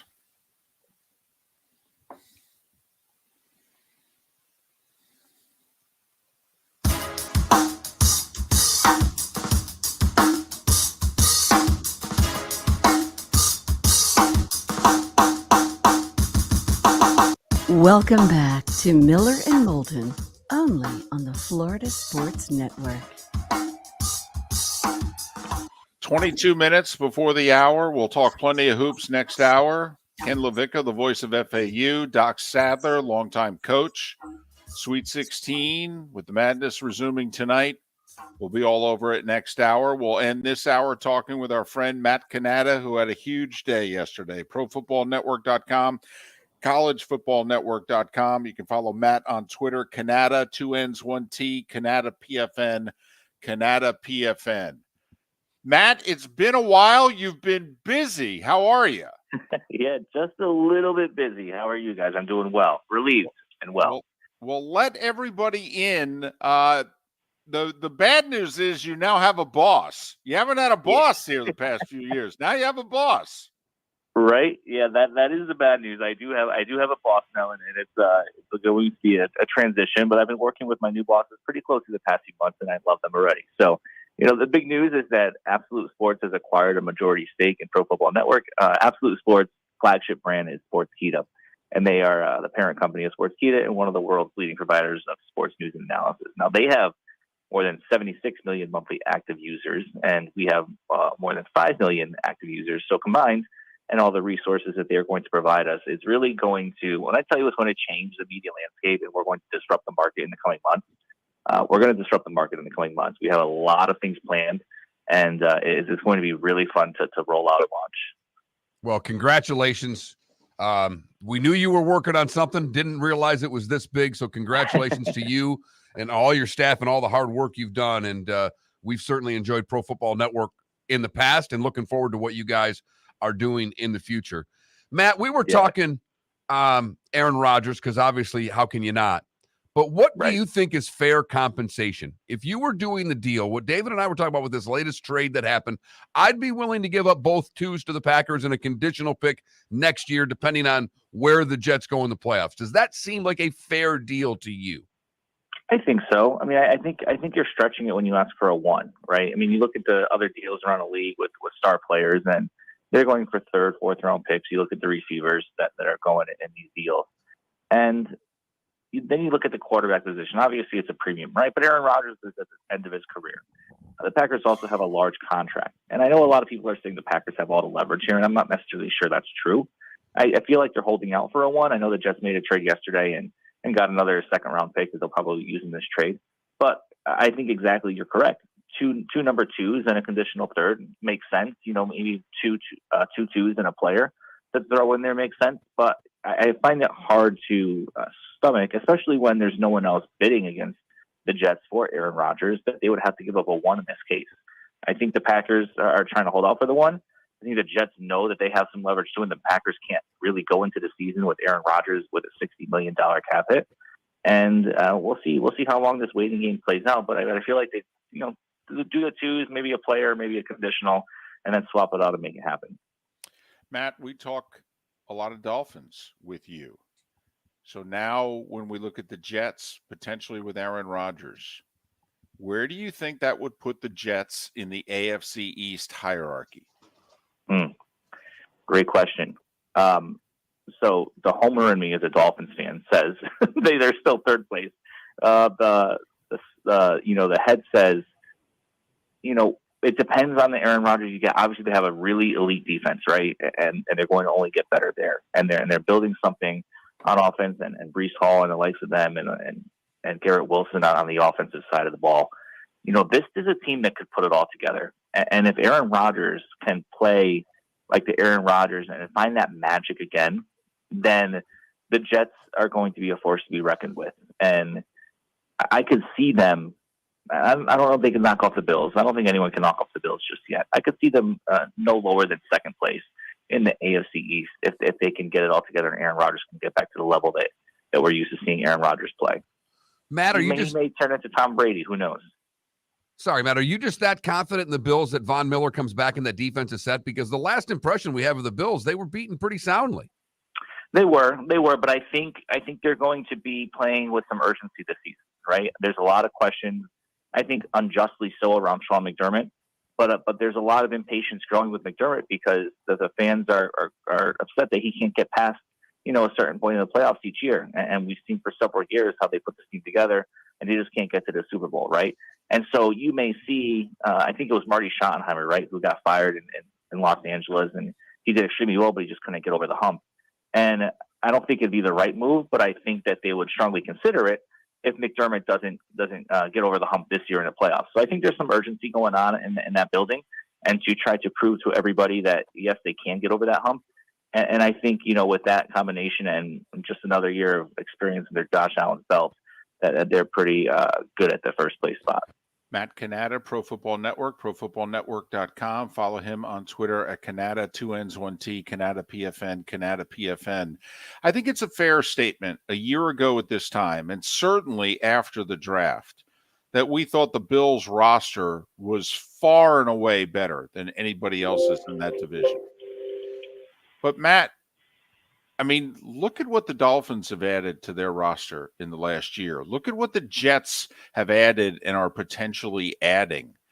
How much better do we think the Bills 53 is than the Dolphins and the Jets 53, quite frankly? It depends on the QB, right? I know it's so cliche, but it's so true. The Dolphins got Jalen Ramsey, right? So they're moving off of Byron Jones. They brought in Jalen Ramsey. They made some other moves, bringing back their running backs. The Jets making their moves, right? Bringing in Aaron Rodgers, hopefully, and the others to go along with that. The Bills lost a few players, Tremaine Edmonds. Von Miller's supposed to come back healthy.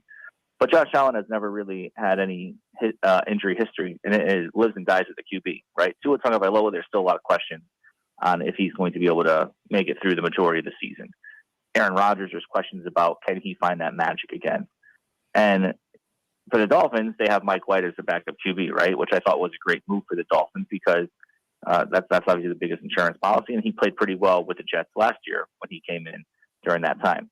And so it lives and dies with the QBs, and since Josh Allen is the most consistent with that, I have to keep them in first place projected until Tua Tagovailoa can prove that he can stay healthy, until Aaron Rodgers can prove that he can find that magic again. And if they do, then we can adjust that projection, through the first quarter of the season. But I think right now we have to put the Bills in first place. What would you do if you were the Colts right now? They seem to be, with Carolina going up and getting that number 1 pick. Indianapolis, I think, thought they could stay at 4 and get one of the quarterbacks, or at least get up to 2 and pick one of the 2 quarterbacks. Now they're at a spot where they're desperate. What would you do if you were the Colts? Yeah, I would love to see Chris Ballard just be aggressive. Right, I feel like he's too old school, and he's a GM. For those listening, he's just too old school for me. Right, he thinks he can sit back. He doesn't want to trade up. He doesn't want to make the huge move. It seems, and maybe they were in that spot, and they were trying to get that number 1. They couldn't get it done. So yeah, the Panthers are going to go QB. The Texans are going to go QB.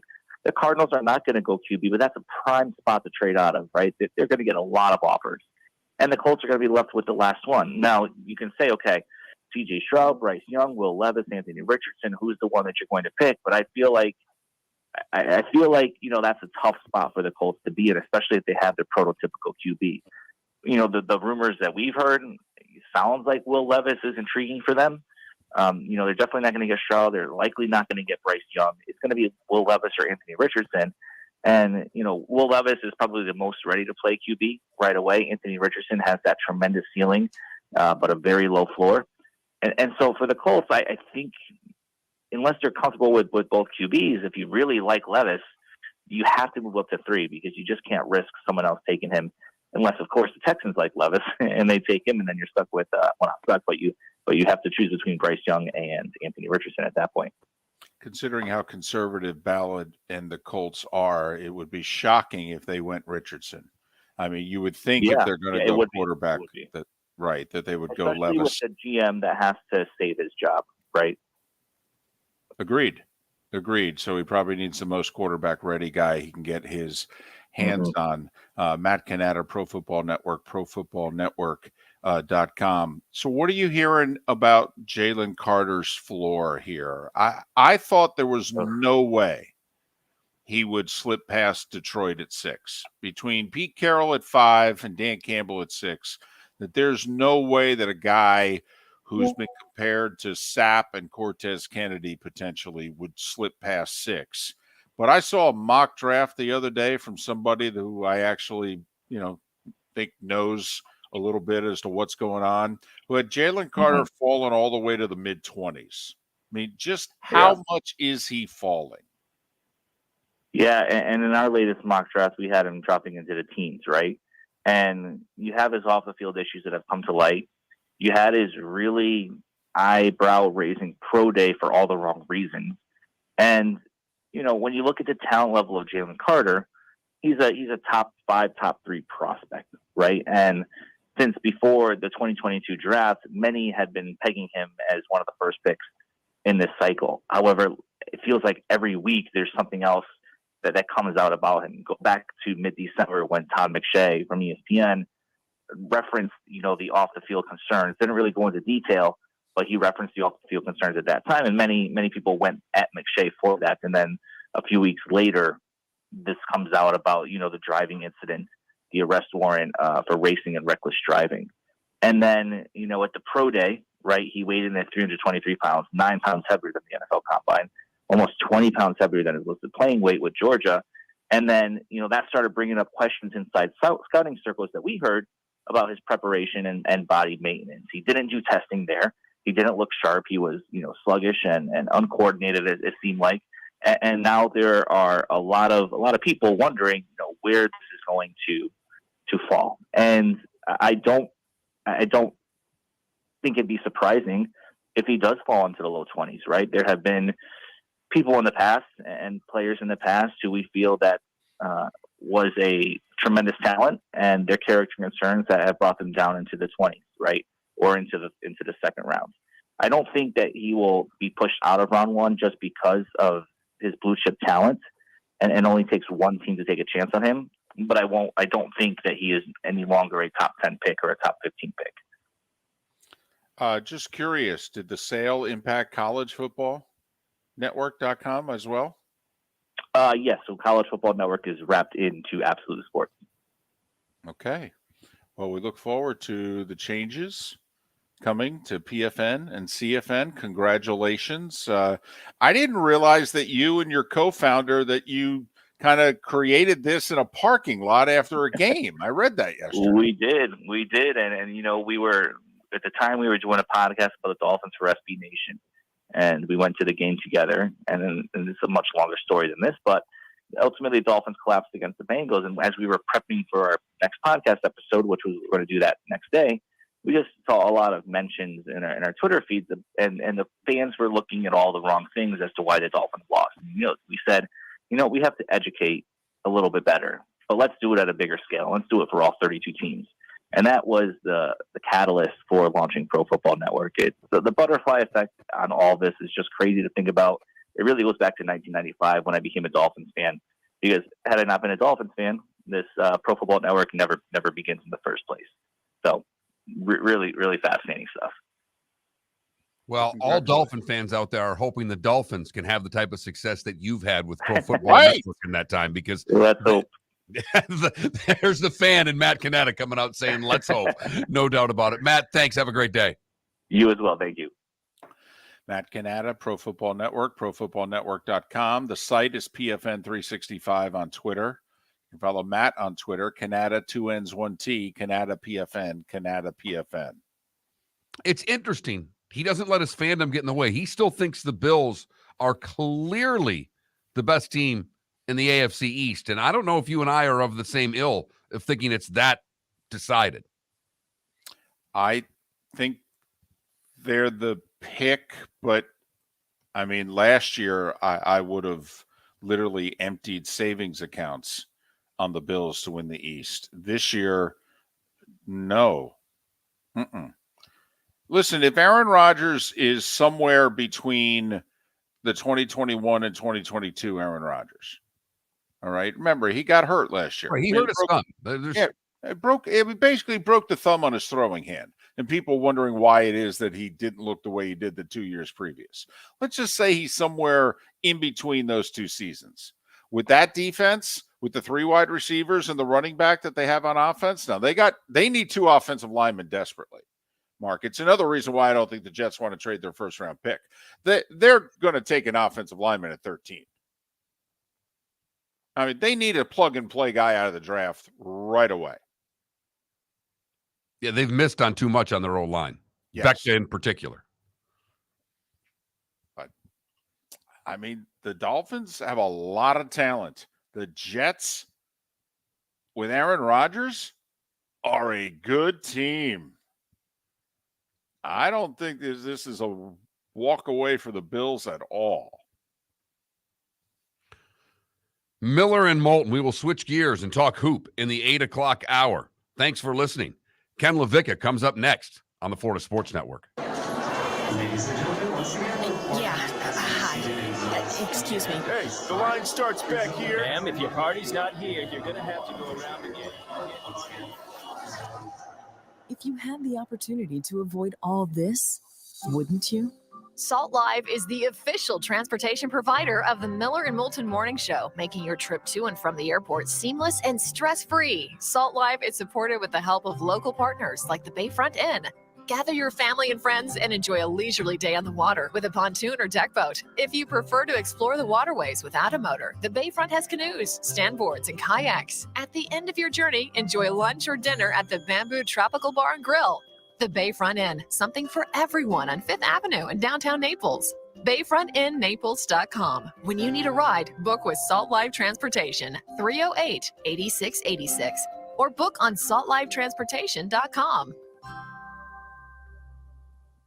David Moulton for Napa, Napa Auto Parts, and Napa Filters. Insist on Napa filters for your vehicles, or if you're a do-it-yourselfer, only buy Napa filters. Napa has a filter for almost anything on earth that moves, whether it's motorcycles, foreign and domestic cars, vans, SUVs, earth-moving equipment. You get the idea. Napa Auto Parts, Napa filters. Insist on them for your vehicles, or if you're do-it-yourselfer, only buy Napa filters. Located on the East Trail, locally owned Naples Tiki Bar and Grill is an outdoor eatery next to the Hitching Post Shopping Center. Island-inspired food with a true tiki theme. The best place in Naples to enjoy the beautiful weather in Southwest Florida. The Naples Tiki Bar and Grill offers a great menu for dine-in or takeout. Enjoy our famous pulled pork, huge burgers, and tiki bar cocktails. Don't miss happy hour every day from 3 to 6, and live music 7 days a week. See you soon at the Naples Tiki Bar and Grill, 11498 Tamiami Trail East.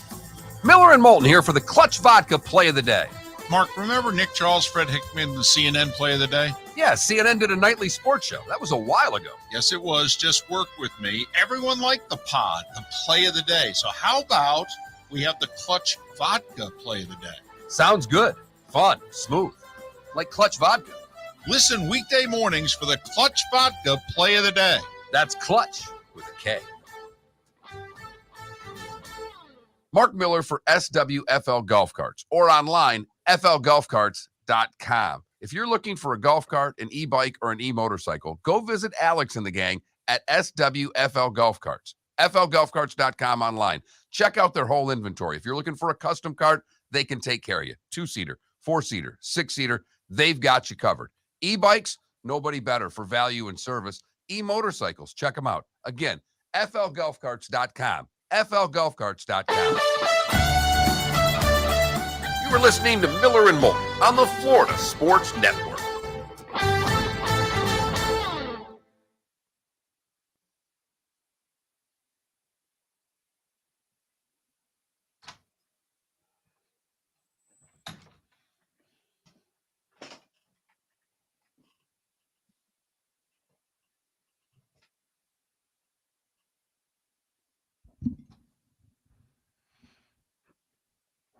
You know, David, I just had a laugh because I had to go use the restroom. So I'm walking down that back hallway where that storage room is.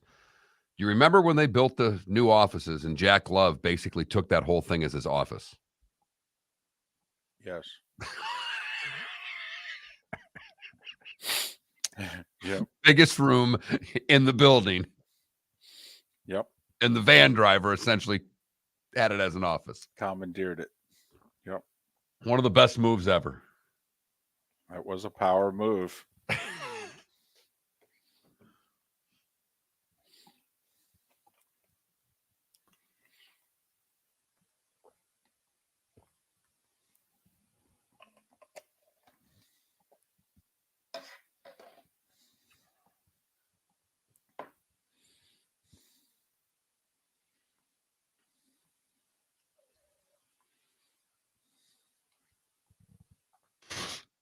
So LaVicka did a show yesterday from the Garden.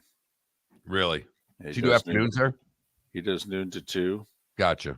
on ESPN in West Palm. And he did it courtside at the Garden while teams were having shoot-arounds. He had a funny... Didn't you get in trouble? Was it just in Macon when you were doing that and the Mercer coach got all pissed at you? Yeah. Yeah, we had worked it out, and all of a sudden I'm there, and I start the show, and we're like an hour into the show, and all of a sudden they're coming and they're having practice. And old crusty coach just comes over, starts yelling, "Who the hell are you? What are you doing here?" I'm like, worked it out. Talk to your SID. You can't be here. I got to be somewhere. Got to do the show. Ken is on hold. And Urban Meyer, remember? Yeah. Urban Meyer were in Kentucky, and all of a sudden Florida was not supposed to have a walkthrough on a Friday afternoon in Lexington in 2007. And all of a sudden they show up and they have a walkthrough, and I'm up in the press box, and some staffer saw what they thought was a person, and no one's literally allowed to be in the stadium. And all of a sudden this guy shows up, and I'm doing the show, and he's like, "You got to leave." I'm like, "Yeah, I don't think so." And basically he damn near like ripped the equipment like out of the wall. And the compromise was, I said, "What if I turn and put my back to your walkthrough? And you get going on behind me and I won't be able to see you." And, try to explain, I'm with CBS, but I'm here doing the local show in Fort Myers. This isn't, blah, blah, blah. Because you and I were together. Mm-hmm. And remember, we're on the air, and I said to you, "Mark, you got to do this segment. There's a guy wanting to knock me off the air. I got to go negotiate." And it took and I was gone, Felipe, for like 15 minutes. 15 seconds. Oh, man. It was like midway through our show, too. It's like 4:30 all of a sudden. Here we go.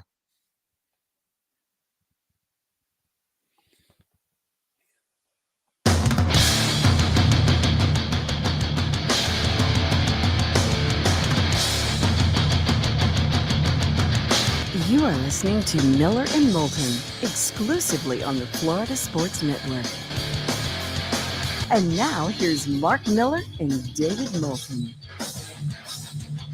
It is the third and final hour of Miller and Moulton, at least in Lake City and surrounding areas, Tampa, St. Pete, Port Charlotte, and Venice. We are halfway home for those listening in the 239. Miller and Moulton, the Florida Sports Network, floridasportsnetwork.com. We will talk the Sweet 16 as a whole with Doc Sadler coming up in a little more than 30 minutes' time. But he is the play-by-play voice of FAU football and basketball. He also does middays, noon to 2 on 106.3 ESPN West Palm Beach. He's Ken LaVicka. You can follow Ken on Twitter, KLV1063. KLV1063. Ken, it's David and Mark. Thanks for agreeing to do this. How are you? Dave, Mark, thanks for having me. Appreciate it. I'm great. Just game day mode now. We've been hanging out in New York City the last 3 days or so. So the guys, the novelty of Times Square in Manhattan is worn off, and they're ready to ball tonight. All right. How, you just said it, New York City, Madison Square Garden. That's a pretty big stage. How do you think this team is handling the big stage thus far prior to tip-off? Well, this is a team that has not been bothered by anything this year. 33 wins, and there aren't many stages that are going to get to you when you have that many wins. They've been through an awful lot. This is a group that's been together, played a ton of basketball together as a group in previous years. And so whether it's Conference USA tournament and the final is held at the Dallas Cowboys Cavernous practice facility, huge venue, going to Columbus, playing a nationwide arena where you had 15,000 fans that are absolutely turning against you in the second half as Fairleigh Dickinson is making a run, and these guys came together, able to find a way to win. I don't think that Madison Square Garden is going to be anything that they can't handle. Ken, we've been fortunate enough to have Dusty on a few times this year, and he said, listen, I knew we were going to be good. We were experienced. We were good last year. We thought we left some things on the table last year. I thought we would be better this year. How good did you think this group was going to be? Yeah, I thought that, and Dusty and I actually had conversations about it in during camp leading into the season, and he would tell me the same things. And so for me, this is just me speaking. I thought that 20-win season would absolutely happen. I thought that FAU would, in the final week or two of the season, be in the Conference USA regular season championship discussion, but I did not see at-large bid being clinched before the regular season wrapped up. I did not see 30 wins. I did not see a 20-game winning streak. You know, when I really started to think that this team is better than just good, this team is potentially great, is after FAU beat Florida in the swamp, they came home and promptly devastated teams like Bryant, who were in the NCAA tournament a year ago, Northern Kentucky, who made the NCAA tournament this year, Florida Gulf Coast, a 35-point win. And then FAU started the conference season beating the defending regular season champions on the road, North Texas, #1 defense in the nation, came home and in consecutive games then beat UAB, who was the preseason favorite and won the Conference USA tournament a year ago. That's when you say to yourself, wait a minute, there's something more than just special here. There's something that's potentially historic. And by the way, UAB just made it to the NIT semis last night with a win in Vandy. North Texas is about to be in the NIT final. It could be an all-conference USA final. The league was a buzzsaw. Charlotte just won the CBI last night. So that gives you and FAU 18-2 in that league. So that gives you a little bit of the perspective of how good FAU is. All right. Both of these teams are really good rebounding the basketball. Tennessee pretty good at offensive rebounds. If there was a stat that you think is imperative to win tonight, Ken, where do you see it? You just mentioned it. It is that. FAU, really a disappointing performance on the defensive glass against Fairleigh Dickinson. FAU thought that, hey, we saw what they did at Purdue. We can prevent that from happening. It just did not come to be. And in fact, Florida Atlantic finally made its run to take the lead for good in the second half when they finally closed off that rebounding margin. So they've been really locked in on that aspect. And this is a Tennessee team that is in terms of offensive rebounding efficiency, #7 in the entire country. So they're elite level. The last time FAU played a basketball team that was #7 in offensive rebounding efficiency, Conference USA Tournament Championship game, UAB, Florida Atlantic won by 20. So FAU certainly is used to playing against teams that attack the offensive glass. FAU, if they can address that tonight against Tennessee, and definitely the Vols are a big physical beast, but if they can keep that number reasonable, FAU is going to put itself in a position to win. He's Ken LaVicka. He is the voice of the Owls, FAU football and basketball. He also does noon to 2 weekdays, ESPN 106.3 in West Palm Beach. You can follow Ken on Twitter, KLV1063, KLV1063. Ken, I thought in the last 8 minutes against FDU that was FAU style. Creating turnovers, using their speed, their athleticism, great in transition, great attacking from the wings. I think they can do the same thing against Tennessee. I think they can create turnovers. I think they can run on Tennessee. My concern is if this becomes a half-court rock fight, I don't know how many more teams are more physical in the half court than Tennessee. Yeah, and I think you're right on with that. And as far as you think they can do it from your mouth to basketball God's ears, I am 100% behind you on that. But I do think, FAU doesn't want to necessarily settle into an exclusively half-court game. Florida Atlantic, though, has done a nice job this year against teams that want to slow it down. They want to muck it up. Tennessee used the term, and I'll use it, bring the game into the mud. FAU's no stranger to that. There are plenty of teams in Conference USA that employ the same strategy, whether it be a UAB to an extent, definitely a North Texas, certainly a Charlotte. And FAU can play a low-scoring game along with a high-scoring game. And here's the way I look at it. Florida Atlantic has not shot well from three. in this NCAA tournament. Their season average was right around 36%. That was upper end in the country. It's been hovering around 28, 29% here in the NCAA tournament. They've fortunately found ways to win, but FAU can grind it out if they have to. It's not ideal. You're absolutely right. It's not ideal to do that. You'd like FAU to be able to get out in transition and really make Tennessee work and grind them down like so many teams FAU has done through this season, just wearing them out with about 5 minutes left to go. But FAU is capable of at least treading water for a while in the half court. And obviously, you talked about the three-point shooting. That will have to be better tonight. Give me one other area. Give me a player that FAU's got to have get going. They get scoring from everybody. They don't rely on one, but is there one guy that you think has to go tonight?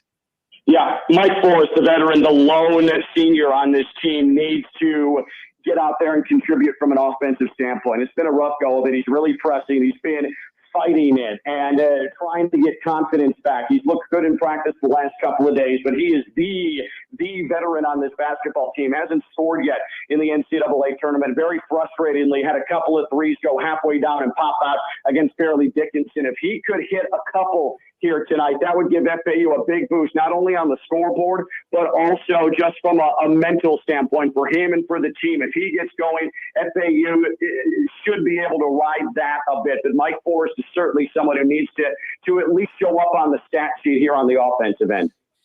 Ken, we saw it up close and personal 10 years ago with FGCU. You've been associated with FAU for a while now. What is this season and this run doing for not just the basketball program? What is it doing for FAU athletics back home?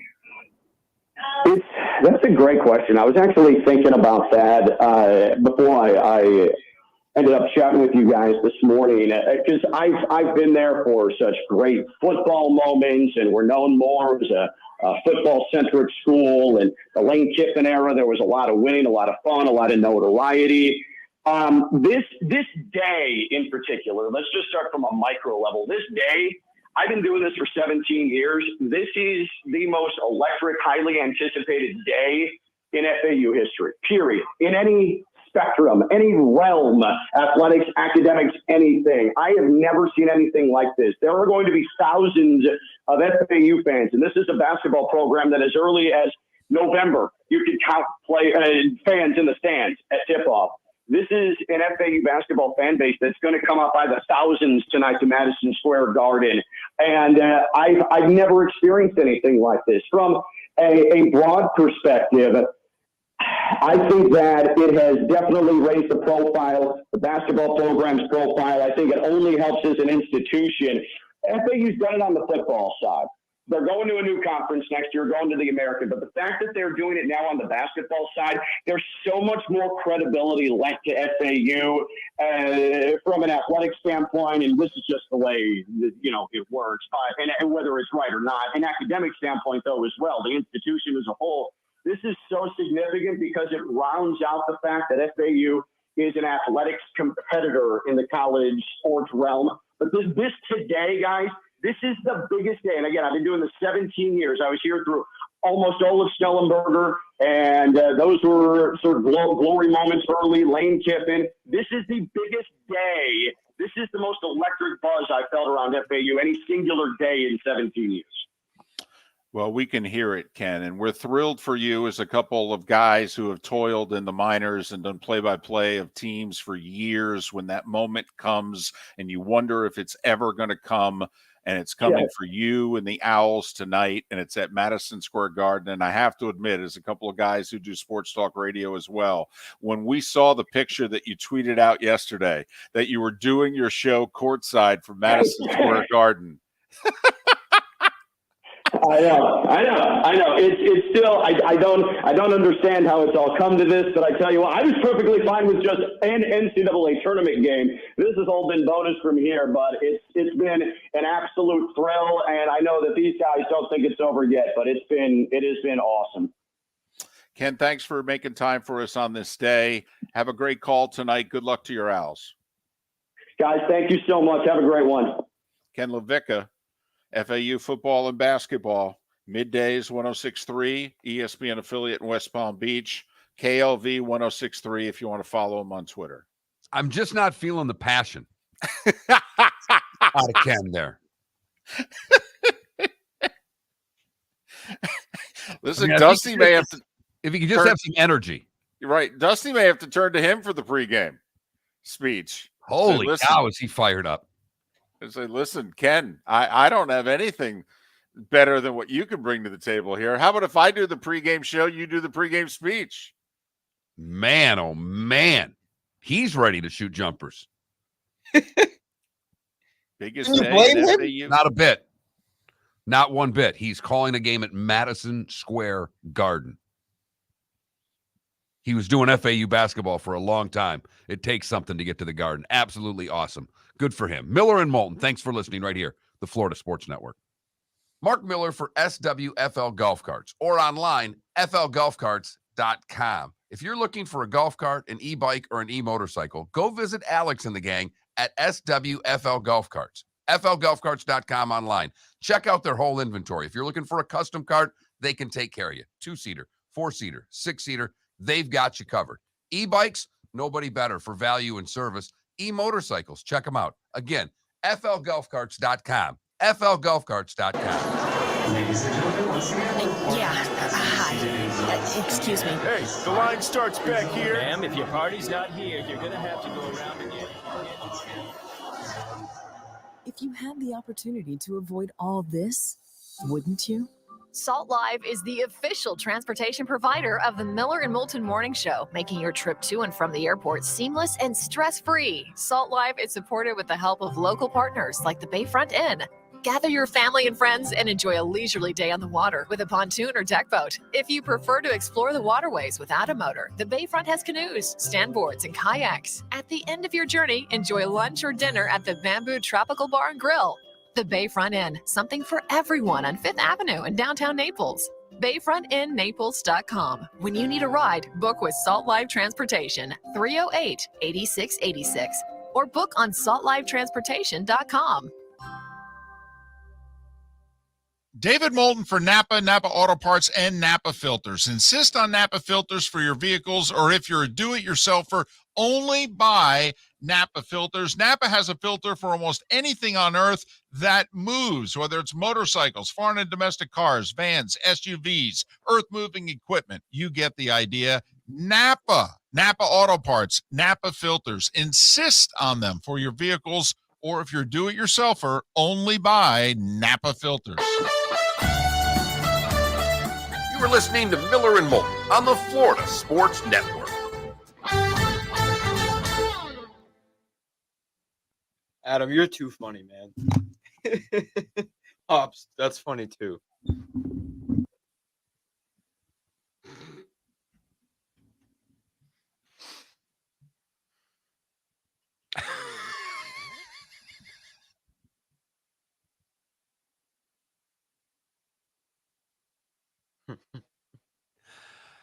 Adam, you were on a roll there, my friend. You were on a roll.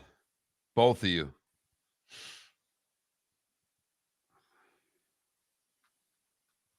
You should get Ken a call.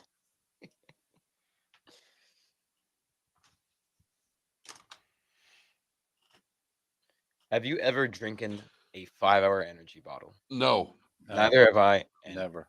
I don't think I ever will. I do remember, though, I was dating this lady. We were down in the Keys, and there were two girls that we were at a bar. And there were two girls, and they split a 5-hour energy, and we've never laughed so hard. Does that give you 2.5 hours of energy? How does that actually work? I can't drink the whole one. I don't need all that energy. I only need 2.5 hours of energy. And every time I see a 5-hour energy, that's all I can think of. Oh,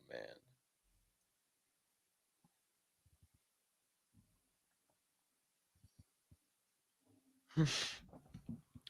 They don't even do anything for me. I drink a Monster every day almost. Seriously? Don't even affect me. I drink a Celsius. I like those too. Those are good. They have really good flavors. I like their orange. They, like in the 7 o'clock hour when I do my thing, they pick me up. Well, why don't you start drinking them in the 6 o'clock hour so you stay awake? Because I always pop them once I'm feeling myself shut down. But I had a nice coffee this morning before. I got here. So An iced coffee? an iced coffee. Yeah, I made myself an iced coffee in the morning. Do you have a little espresso maker to make your own Cuban A coffee? Keurig? Oh no, well I have a Keurig. That's not an espresso maker. No, I don't. Then I feel like I should. Do you know how to make Cuban coffee? I don't want to answer that question. Do you know how to make Cuban coffee? No. Okay. I That's- know. that's- It's shameful. Shame on my life. I would make it for your grandmother. I trust my skills that much. I got to get her to teach me. It's pretty easy. It is pretty easy. It's coffee. There's nothing more simple. Okay. It's all about getting the paste though. It's the first shot that you put in with the sugar, so you get that Anytime she brings out those little shot mugs of Cuban coffee at family functions, it hits every time. I never say no. I could have just eaten like 7 million pounds of food and I'll still take a shot of coffee.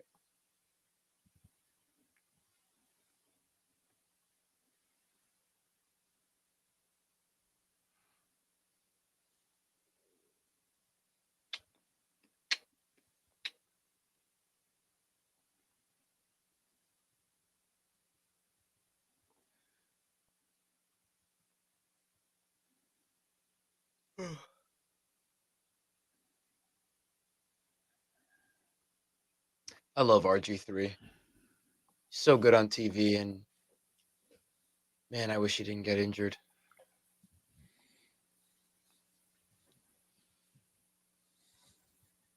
I don't know if I want to work that hard, Hobbs. Odds are I'll be waiting tables come this fall.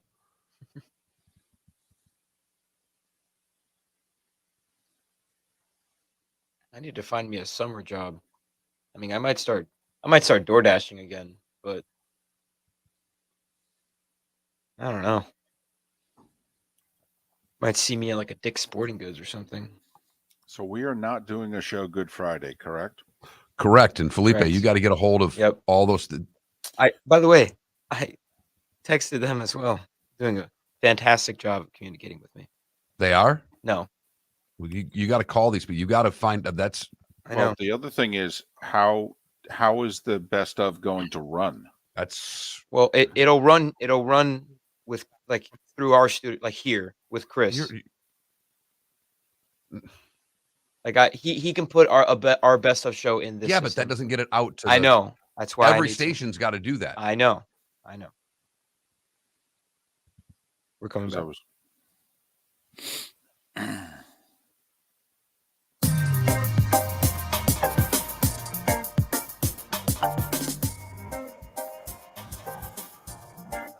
Welcome back to Miller and Moulton, only on the Florida Sports Network.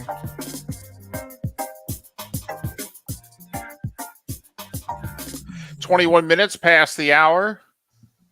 Sweet 16 Thursday, Miller and Moulton, Florida Sports Network, floridasportsnetwork.com. Doc Sadler, longtime coach. He's associated with the Oklahoma basketball program these days. They met up with a few of the teams in this tournament. K-State, Texas. Played somebody else, too. I wrote it down here. All right. Anyway, we'll go through the Sweet 16 with Doc coming up in a little less than 20 minutes. They played Arkansas also. So he's seen 3 of the Sweet 16 in person. I actually like FAU tonight. I don't think Tennessee, the more games you give Tennessee, eventually they have that clunker offensively where they can't put the ball in the ocean. And to me, Tennessee played for them really well, I thought, in Orlando. Ultimately, they're still missing a point guard. I think FAU can turn them over. I like the upset tonight for FAU. I worry about the physicality for FAU. Mm-hmm. They're going to be playing men down low. Yes, they are. They don't have to win the rebounding battle, but they can't be minus 10 in the rebounding battle, if you know what I mean, David. They've got to keep it close. They can't just get killed on the glass, and that's my biggest fear for them tonight.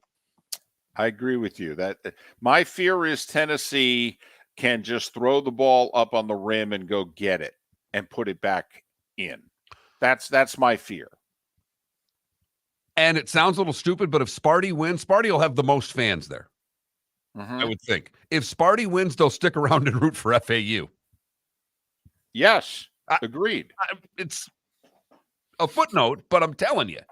Well, and we talked about it, 10, and we did a lot on it yesterday with it being 10 years since FGCU began their run of the Sweet 16. But when they made it to the Sweet 16, they were playing at Cowboy Stadium, Jerra's World. And obviously, huge place. And it had 40+ thousand fans. Well, over half of them were Kansas. Kansas-Michigan was the first game. Kansas blew a 10-point lead with 4 minutes to go and lost in overtime.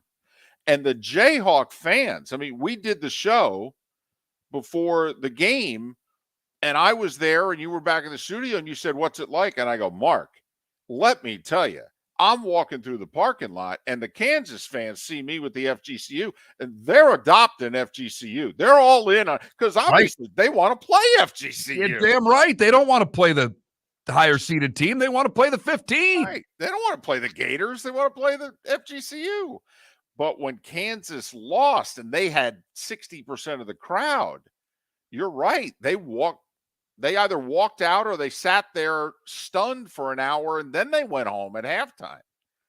And FGCU needed, the oomph and they didn't get it. Instead, they're playing in a 100,000 seat football stadium with no buzz. So it sounds silly, but FAU's probably rooting for Sparty tonight because I think they'll have the most fans at the Garden, and they would stick around and root for FAU because they're the lower seeded of the two teams. And also, we've talked about this. We think the one last advantage that's left in sports is in college basketball. And while it won't be a home game for FAU, if the Michigan State fans start getting on the officials, they can actually get some calls for the Owls.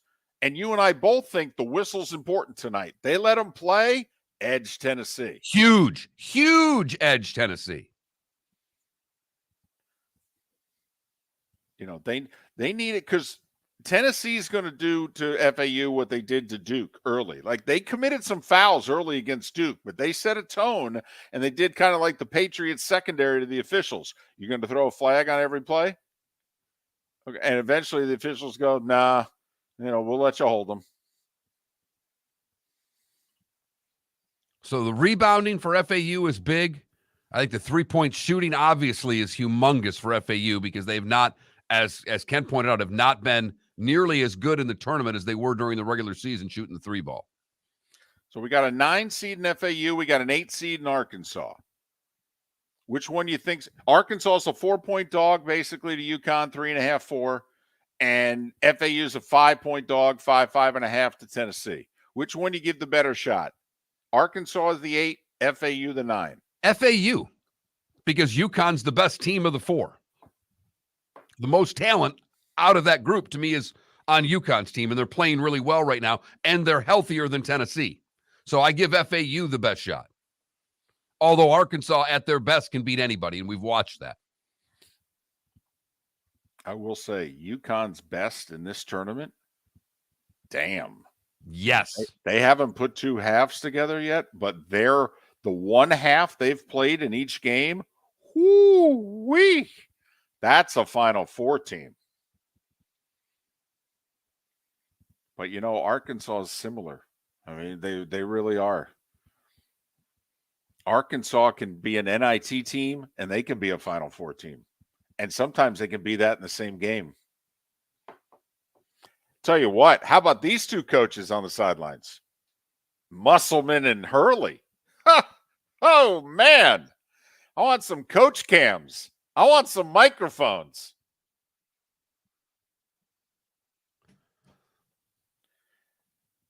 Connecticut, a 4-point favorite, as David mentioned. Michigan State's a 1.5-point favorite. Those are the two early games. Tennessee, a 5.5-point favorite, depending on where you look. And then UCLA and Gonzaga are the late game, with the Bruins as a 1.5-point favorite in that one. By the way, what an opportunity in the East region. For all 4 of these programs. Come on. You're a big Spartan fan. You haven't thought about Michigan State in the Final Four at all this year. No, I thought about them in the Final Four next year with the recruiting class that they're getting. Right. This was a team that it's a hardworking team that's not that good. Quite frankly, I've watched a lot of Spartan basketball. I'm stunned they are where they are. K-State's had a glorious season. The Keontae Johnson story is amazing. And then FAU and Tennessee. Tennessee finally playing in the tournament under Rick Barnes like they're supposed to. How many times has a Rick Barnes team underachieved in the tournament? And now here they are. I mean, come on. FAU is in between them and the region final? Come on, Rick. Come on. Rick's got a little Matt Painter in him. Terrific in the regular season. Mid to late March, not so much. I don't think, has Barnes ever been to a Final Four? Did he get Texas there one time? I fought with Texas once, David, but that's your area of expertise. But what an opportunity for all four of those programs in the East. And meanwhile, the heavyweight battle tonight, don't know how many people are going to stay up for it on CBS, but UCLA and Gonzaga. I'm going to be tired tomorrow, Mark. I'm telling you right now. TBS and CBS, by the way, are the networks tonight. TBS, CBS. 0-3 Final Four for Barnes. Gotcha. Texas, right? Right.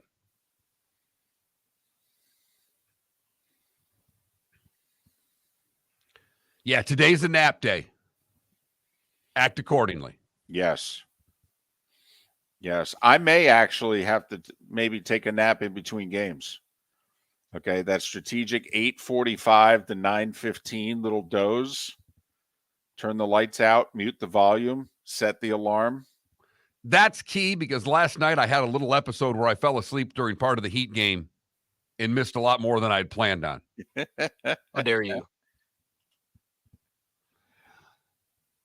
Especially you tonight. You're coaching, then your Spartans. You're going to have that big energy crash at about 9 o'clock. You know what you need to do? Channel your inner Ken LaVicka. Need that Ken energy. I'm just going to replay that interview when I get tired. In fact, I don't just mean now, forever. I'm just going to save that interview. Whenever I need some energy, I'm just going to replay the Ken LaVicka interview. Or as Dad says in the Twitch chat room, the Kenergy on Miller and Moulton. Thanks so much for listening. More Hoop Talk next. Mark Miller for SWFL Golf Carts or on flgolfcarts.com. If you're looking for a golf cart, an e-bike, or an e-motorcycle, go visit Alex and the gang at SWFL Golf Carts. flgolfcarts.com online. Check out their whole inventory. If you're looking for a custom cart, they can take care of you. 2-seater, 4-seater, 6-seater, they've got you covered. E-bikes, nobody better for value and service. E-motorcycles, check them out. Again, flgolfcarts.com. flgolfcarts.com. Miller and Moulton here for the Clutch Vodka Play of the Day. Mark, remember Nick Charles, Fred Hickman, the CNN Play of the Day? Yeah, CNN did a nightly sports show. That was a while ago. Yes, it was. Just work with me. Everyone liked the pod, the Play of the Day. So how about we have the Clutch Vodka Play of the Day? Sounds good. Fun. Smooth. Like Clutch Vodka. Listen weekday mornings for the Clutch Vodka Play of the Day. That's Clutch with a K. Ladies and gentlemen, once again. Yeah. Hi. Excuse me. Hey, the line starts back here. Ma'am, if your party's not here, you're going to have to go around again. If you had the opportunity to avoid all this, wouldn't you? Salt Live is the official transportation provider of the Miller and Moulton Morning Show, making your trip to and from the airport seamless and stress-free. Salt Live is supported with the help of local partners like the Bayfront Inn. Gather your family and friends and enjoy a leisurely day on the water with a pontoon or deck boat. If you prefer to explore the waterways without a motor, the Bayfront has canoes, standboards, and kayaks. At the end of your journey, enjoy lunch or dinner at the Bamboo Tropical Bar and Grill. The Bayfront Inn, something for everyone on 5th Avenue in downtown Naples. BayfrontInNaples.com. When you need a ride, book with Salt Live Transportation, 308-8686, or book on saltlivetransportation.com.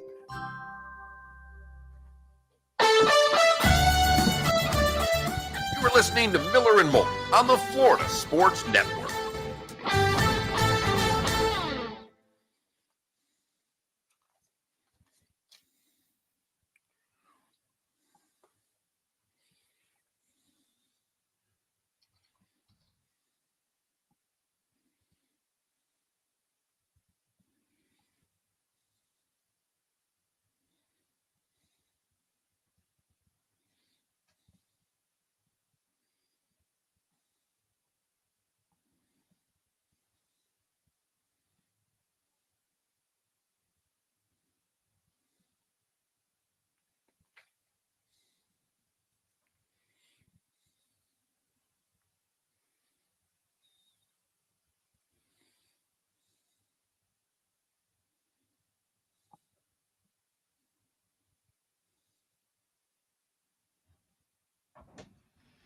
See, this is the dilemma I have. I'll probably tape it and try to catch the game back up, which I'll be able to do. The problem is that the other game will be on and I'll know the score. That's the killer. Don't put it on. Nice, Sonny. Say hello to the Gornies and Ditmars for me, please.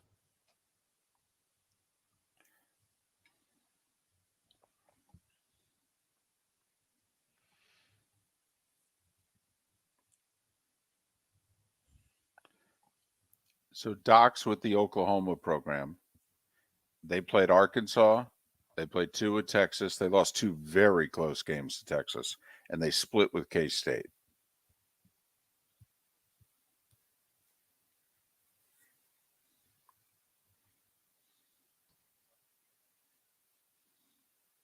How did you get Doc Sadler? I reached out, needed some help. Couldn't get a generic college hoops guest. So I reached out to some people, said, "You got anybody?" They said, "Hey, try this." I went, "Okay."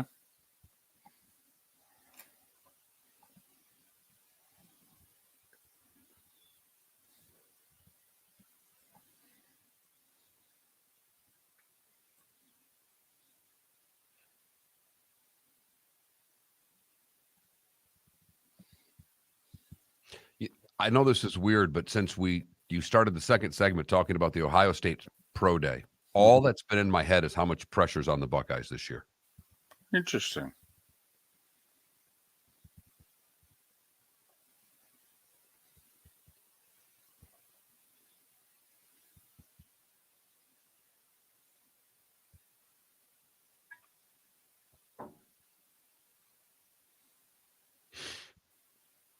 I'm with you, Dad. I mean, astronomical amount of pressure on the Buckeyes this year.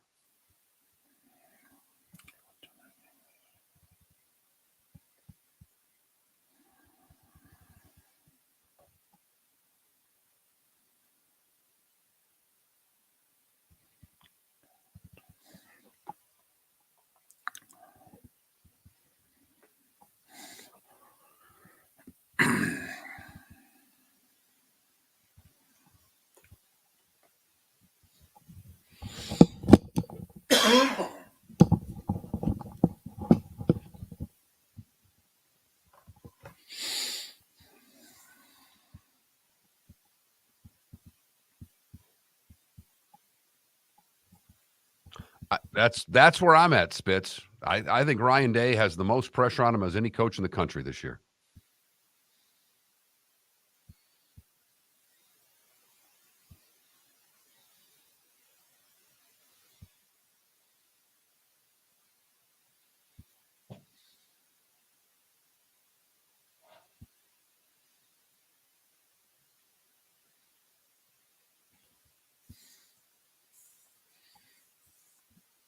It's funny. I think it's a guy at Oklahoma.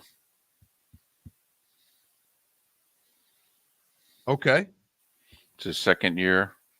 Went 6-7 his first year. Last year in the Big 12.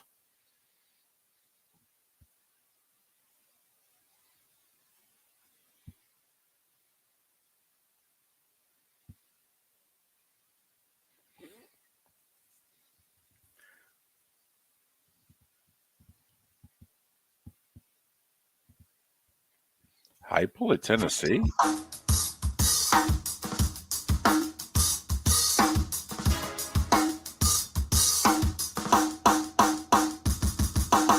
Welcome back to Miller and Moulton, only on the Florida Sports Network.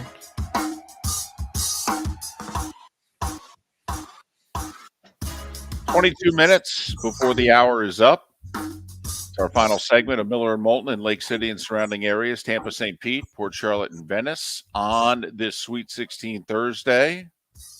The bonus hour in the 239 will come at you beginning at the top of the hour. You miss any part of the show, Matt Cannata an hour ago. Big news for he and Pro Football Network. But we talked plenty of football. And we began this hour with a fired up voice of the FAU Owls, Ken LaVicka, in which he said, "This is the biggest day in the history of the university." FAU in the Sweet 16 at Madison Square Garden against Tennessee. He's a period, end of sentence. In the history of the university, this is I think the he's biggest. right, by the way. Yes, I do. Absolutely, I do. Don't see how it's arguable. I know university presidents hate to hear things like that, but I mean, I'm sorry. This is why you have an athletic department, by the way. This is why. You do it to enhance the university as a whole. You're hoping for moments like this, especially when you're a school the size of FAU.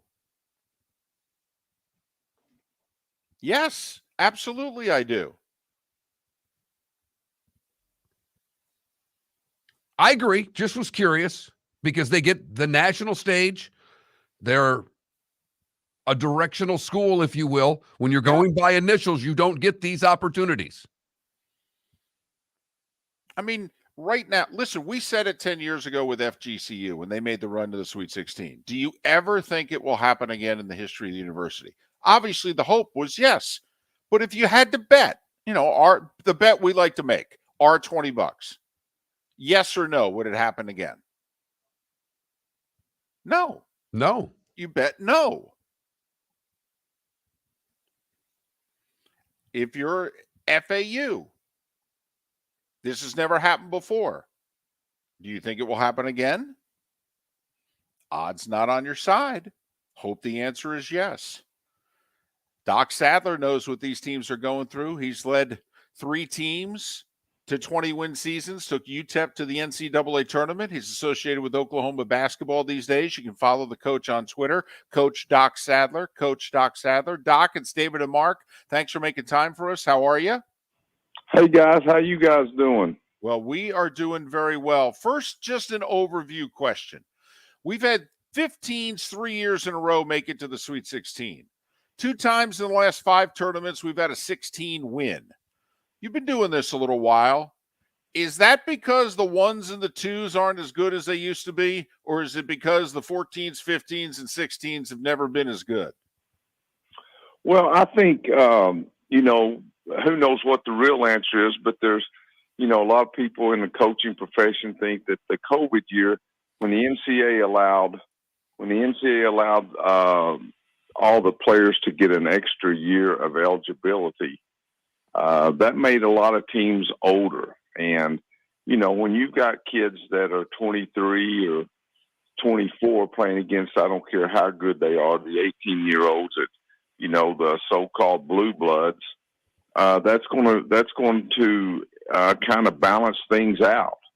And so I think that's what you've got here. If you look at the rosters of a lot of these teams that have made it to the Sweet 16, a lot of the teams are older teams. And, that's going to run out here in another year. So you'll probably see it again next year.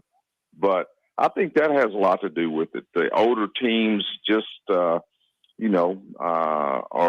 good basketball teams, and the experience helps them, when they play against the so-called lottery pick players at the schools and stuff.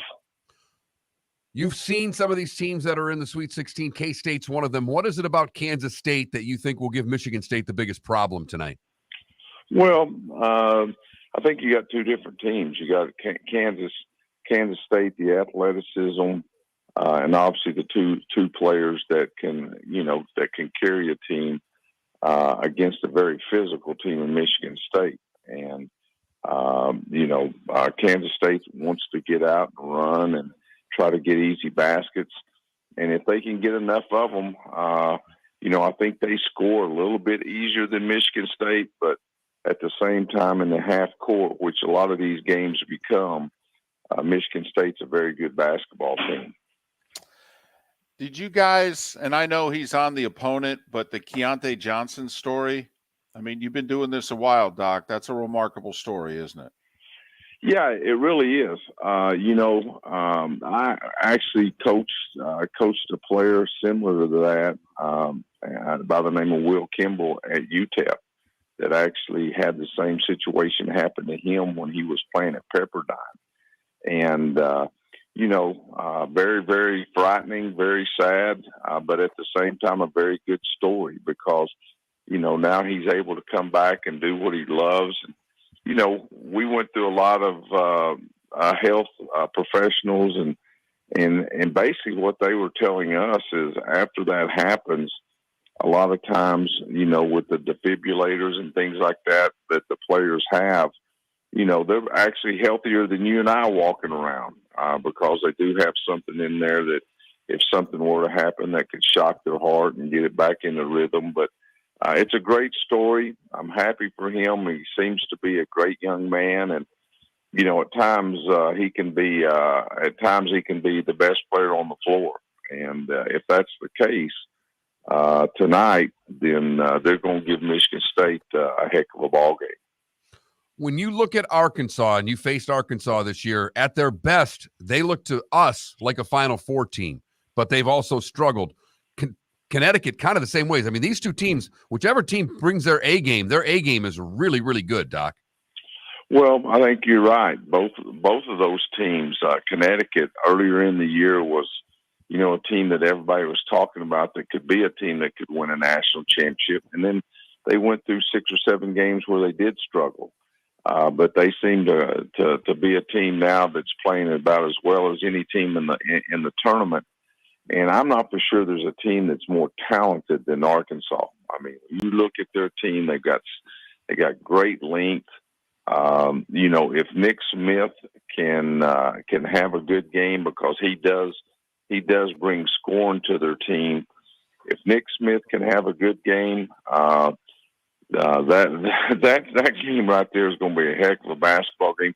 Connecticut loves to be a physical, tough team, where Arkansas is an athletic team, for lack of better words, a pretty team. But people don't realize the length of their team. Man, their guards are 6'7". They're a big, big basketball team. And like I say, if they can get some scoring from Nick Smith, then they're going to be a tough team to beat. UConn, that was ranked in the top 5 in the first part of the season before that slide, and Arkansas was in the top 10 before a couple of injuries, and now here they are meeting in a Sweet 16 out west. You saw Texas twice this year. Your Sooners lost a couple of heartbreakers to them. Do they look like a Final Four team to you? They're in the Midwest. They're playing Xavier. Yeah, that's going to be as you guys know, every game at this point is going to be a heck of a game. Some people look at some of these teams and maybe don't know the name familiarity, like an FAU or something. But every team that's made it this far is a good team, and Texas is right there. They're a big basketball team. Defensively, they are really, really good. Sometimes they do struggle to score a little bit.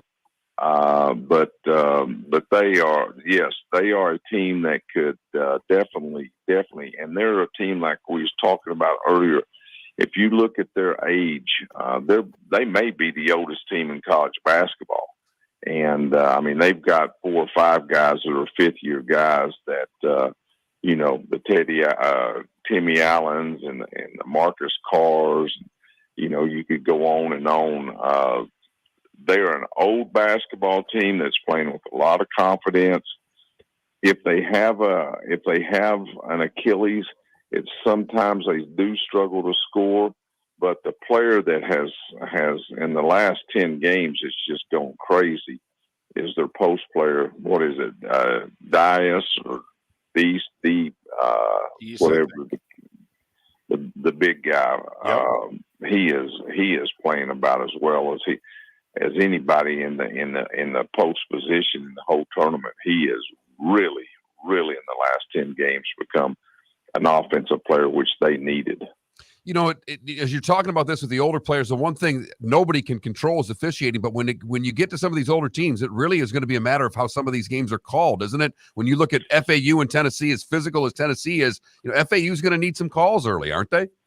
Yeah, and as the tournament goes along, It seems to be that the games have become more physical, and there's less calls made. And so that, obviously the bigger physical teams, that does help because, as you know, I mean, one way to score is to get easy baskets, but in the NCAA tournament, teams aren't giving up easy baskets in transition and stuff. So it is more of a half-court game, and that tends to help the physical teams and the bigger teams. Doc, you've been a coach for 40 years, been a head coach for half that time. When you and your fellow coaches are sitting around talking about the state of college basketball, you feel good about it? What's the mood in the room? Well, it's different. It's going through a period now, and you're right. We talk about it every day. The thing that I've learned is there's always change in your business, my business, everything. And right now, I'm not for sure that there's not more change in the last 3 or 4 years in college sports as there are now. I mean, with the portal, with the NIL, those two things right there. The people like myself, that's the traditionalist. It's different. But at the same time, the style of play has changed. The traditional post player is no longer involved. So there's always going to be change, and you can sit around and complain about this or that with the NIL or portal, but you better embrace it and figure it out. And, it's just the way it is. Doc, final question. They don't play till tomorrow night, and I don't think you saw either team up close this year, but a gut feeling. Kane's shot against Houston. Wow, what a game. Miami, I don't know a lot about, except, you follow some scores and things, but they look like they must be playing about as well as anybody. I do follow Houston because I'm a big Kelvin fan. The health of their two guards is going to be huge. I mean, the last game they played, they got off to a somewhat slow start, but, Shed and Sadler have to be healthy for those guys to be the best, be at their best. And you and I know the growing muscle, is very, very tricky. And but if those two guys are healthy, the way Houston can play in the half court and they're so physical, and then those two guards can just score it so easy. Miami, in my opinion, will have to play very, very well, but they seem to be doing that, so it's going to be a heck of a ball game. But let's see how healthy those two guards are for Houston. The 1 seeds are in action tomorrow in the South and the Midwest. It's the East and the West regions tonight. Doc, thanks for making time for us. We really appreciate it. Safe travels. Hopefully we can do this again. You bet. You guys be safe and enjoy this weekend. Doc Sadler, head coach for nearly 20 years, won 20 games at Southern Miss, at UTEP, at Nebraska, took the Miners to the NCAA tournament. He's associated with Oklahoma Hoops these days. You can follow the coach on Twitter at Coach Doc Sadler, Coach Doc Sadler.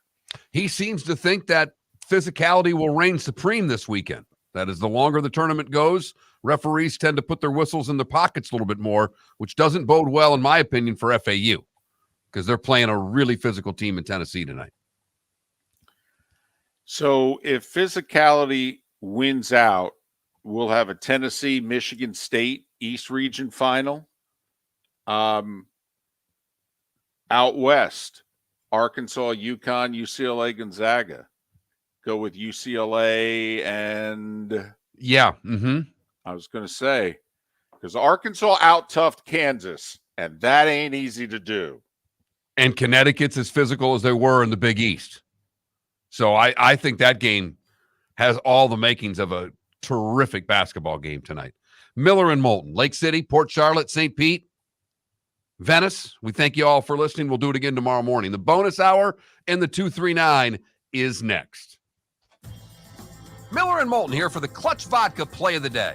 Mark, remember Nick Charles, Fred Hickman, the CNN play of the day? Yeah, CNN did a nightly sports show. That was a while ago. Yes, it was. Just work with me. Everyone liked the pod, the play of the day. So how about we have the Clutch Vodka play of the day? Sounds good. Fun. Smooth. Like Clutch Vodka. Listen weekday mornings for the Clutch Vodka play of the day. That's Clutch with a K. The waterways of Naples are a beauty to behold, and the Bayfront Inn has multiple ways for guests to enjoy the water and have some fun. Gather your family and friends and enjoy a leisurely day on the water with a pontoon or deck boat. If you prefer to explore the waterways without a motor, the Bayfront has canoes, standboards, and kayaks. At the end of your journey, enjoy lunch or dinner at the Bamboo Tropical Bar and Grill. The Bayfront Inn, something for everyone, on 5th Avenue in Naples. Yeah. Hi. Excuse me. Hey, the line starts back here. Ma'am, if your party's not here, you're going to have to go around again. If you had the opportunity to avoid all this, wouldn't you? Salt Live is the official transportation provider of the Miller and Moulton Morning Show, making your trip to and from the airport seamless and stress-free. Salt Live is supported with the help of local partners like the Bayfront Inn. Gather your family and friends and enjoy a leisurely day on the water with a pontoon or deck boat. If you prefer to explore the waterways without a motor, the Bayfront has canoes, standboards, and kayaks. At the end of your journey, enjoy lunch or dinner at the Bamboo Tropical Bar and Grill. The Bayfront Inn, something for everyone on 5th Avenue in downtown Naples. BayfrontInNaples.com. When you need a ride, book with Salt Live Transportation, 308-8686, or book on saltlivetransportation.com. David Moulton for Napa, Napa Auto Parts, and Napa Filters. Insist on Napa filters for your vehicles, or if you're a do-it-yourselfer, only buy Napa filters. Napa has a filter for almost anything on earth that moves, whether it's motorcycles, foreign and domestic cars, vans, SUVs, earth-moving equipment. You get the idea. Napa Auto Parts, Napa filters. Insist on them for your vehicles, or if you're a do-it-yourselfer, only buy Napa filters. Mark Miller for SWFL Golf Carts, or online, flgolfcarts.com. If you're looking for a golf cart, an e-bike, or an e-motorcycle, go visit Alex and the gang at SWFL Golf Carts. flgolfcarts.com online. Check out their whole inventory. If you're looking for a custom cart, they can take care of you. 2-seater, 4-seater, 6-seater, they've got you covered. E-bikes, nobody better for value and service. E-motorcycles, check them out. Again, flgolfcarts.com. flgolfcarts.com. You were listening to Miller and Moulton on the Florida Sports Network.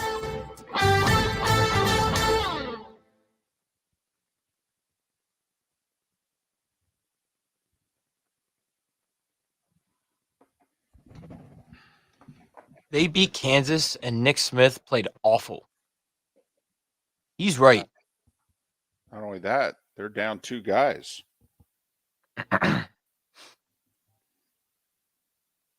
Nick Smith was one of my favorite players in the City of Palms Classic 2021.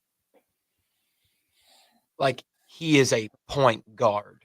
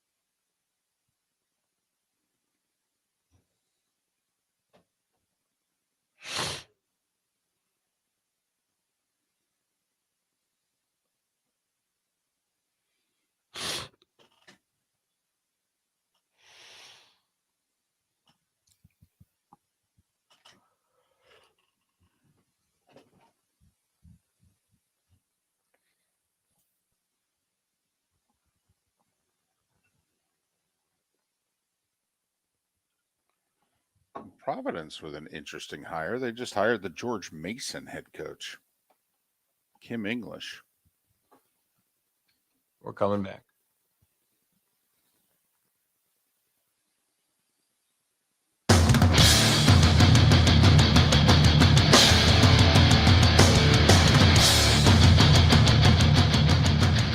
You are listening to Miller and Moulton, exclusively on the Florida Sports Network.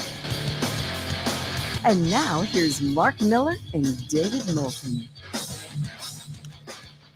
It is the bonus hour, Miller and Moulton. Thanks so much for being with us. Sweet 16 Thursday. What do we got? East and West tonight. FAU in the East, along with Michigan State, Kansas State, Arkansas, UConn, Gonzaga, UCLA, the West. TBS, CBS are the networks from now on, at least until the Final Four and the championship game. Miller and Moulton, the Florida Sports Network, floridasportsnetwork.com. Listen, this is the goober in me. So I admit that. But how come South Florida doesn't have a new coach yet? And the reason I ask that is they've had a lot of time. And there have been a lot of places whose openings were later and they've already filled them. And I may be reading too much into it, but it tells me that maybe there's a guy still coaching that they want. Head coach or assistant at one of these 16 schools. And the obvious one is Dusty May at FAU. But if you're Dusty May, FAU's about to join the American. Well, you said something earlier that trumps all of that. If the South Florida job is indeed a couple of $100,000 more than the FAU job, it doesn't matter if they're in the same conference. It doesn't. Now, obviously, Dusty can go back to FAU here and, he can get a raise. He can get more money than they ever thought they were going to pay a men's basketball coach to get him to stay. But I'm not sure that they'd be prepared to pay what South Florida would pay. But the question becomes, Mark, and obviously we don't do this for a living, but if you're Dusty May, this is difficult. This is like being a rock star and you've got a hit record. And do you tour off of it? Or do you immediately go back in the studio and come up with a second one? I mean, you don't know. This could be it. You don't know. You don't think it's going to be it, but this could be it.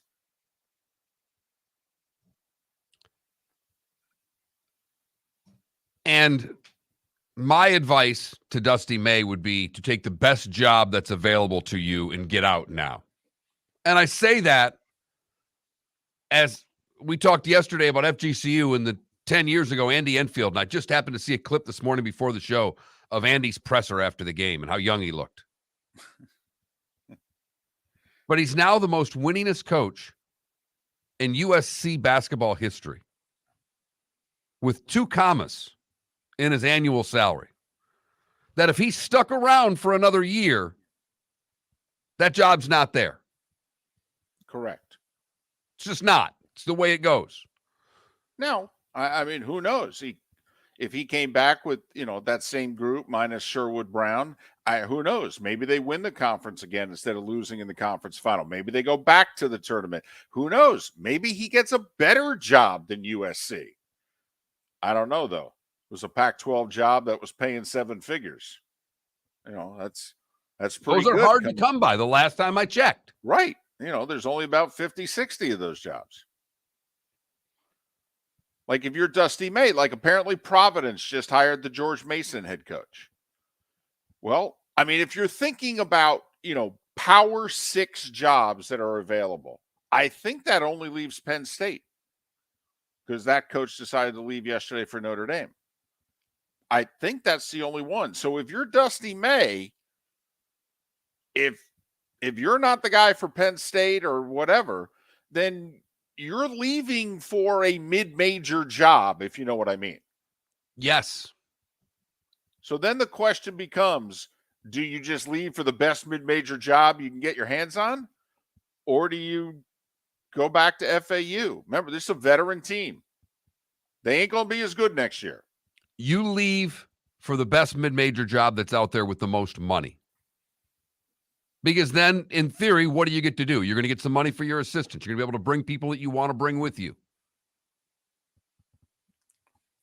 And so that's why, since South Florida, there were a lot of rumors on Monday Mike Bray was getting the job. By the way, I think that would be a horrendous hire. I am totally on the opposite side of the national media. I know they love Mike Bray. He's a great guy, the whole deal. To me, this is their last two coaches on steroids. This is Stan Heath and Brian Gregory 2.0. This is a name. This is a guy who comes with a resume and a reputation, but is not best equipped for that job. That job needs a Dusty May. Young, a staff that can go recruit, preferably a staff that can recruit Florida. Not preferably. Mandatory. If you can recruit, it used to be, hey, you just can recruit Florida football. If you can recruit Florida basketball, you can be a top 25 program now. Talent level's terrific in this state. Terrific. No one gives a damn about high school basketball in this state, but the talent's terrific. So that's why I'm just wondering if something's up at South Florida. I know there's a couple of assistants at big-time programs who I know are involved in the job, but that job, Mark, from people I was talking to, that job should have been filled by now. It tells me that they're holding out for, if I had to put money, they're holding out for somebody who's coaching today or tomorrow as a head coach or an assistant.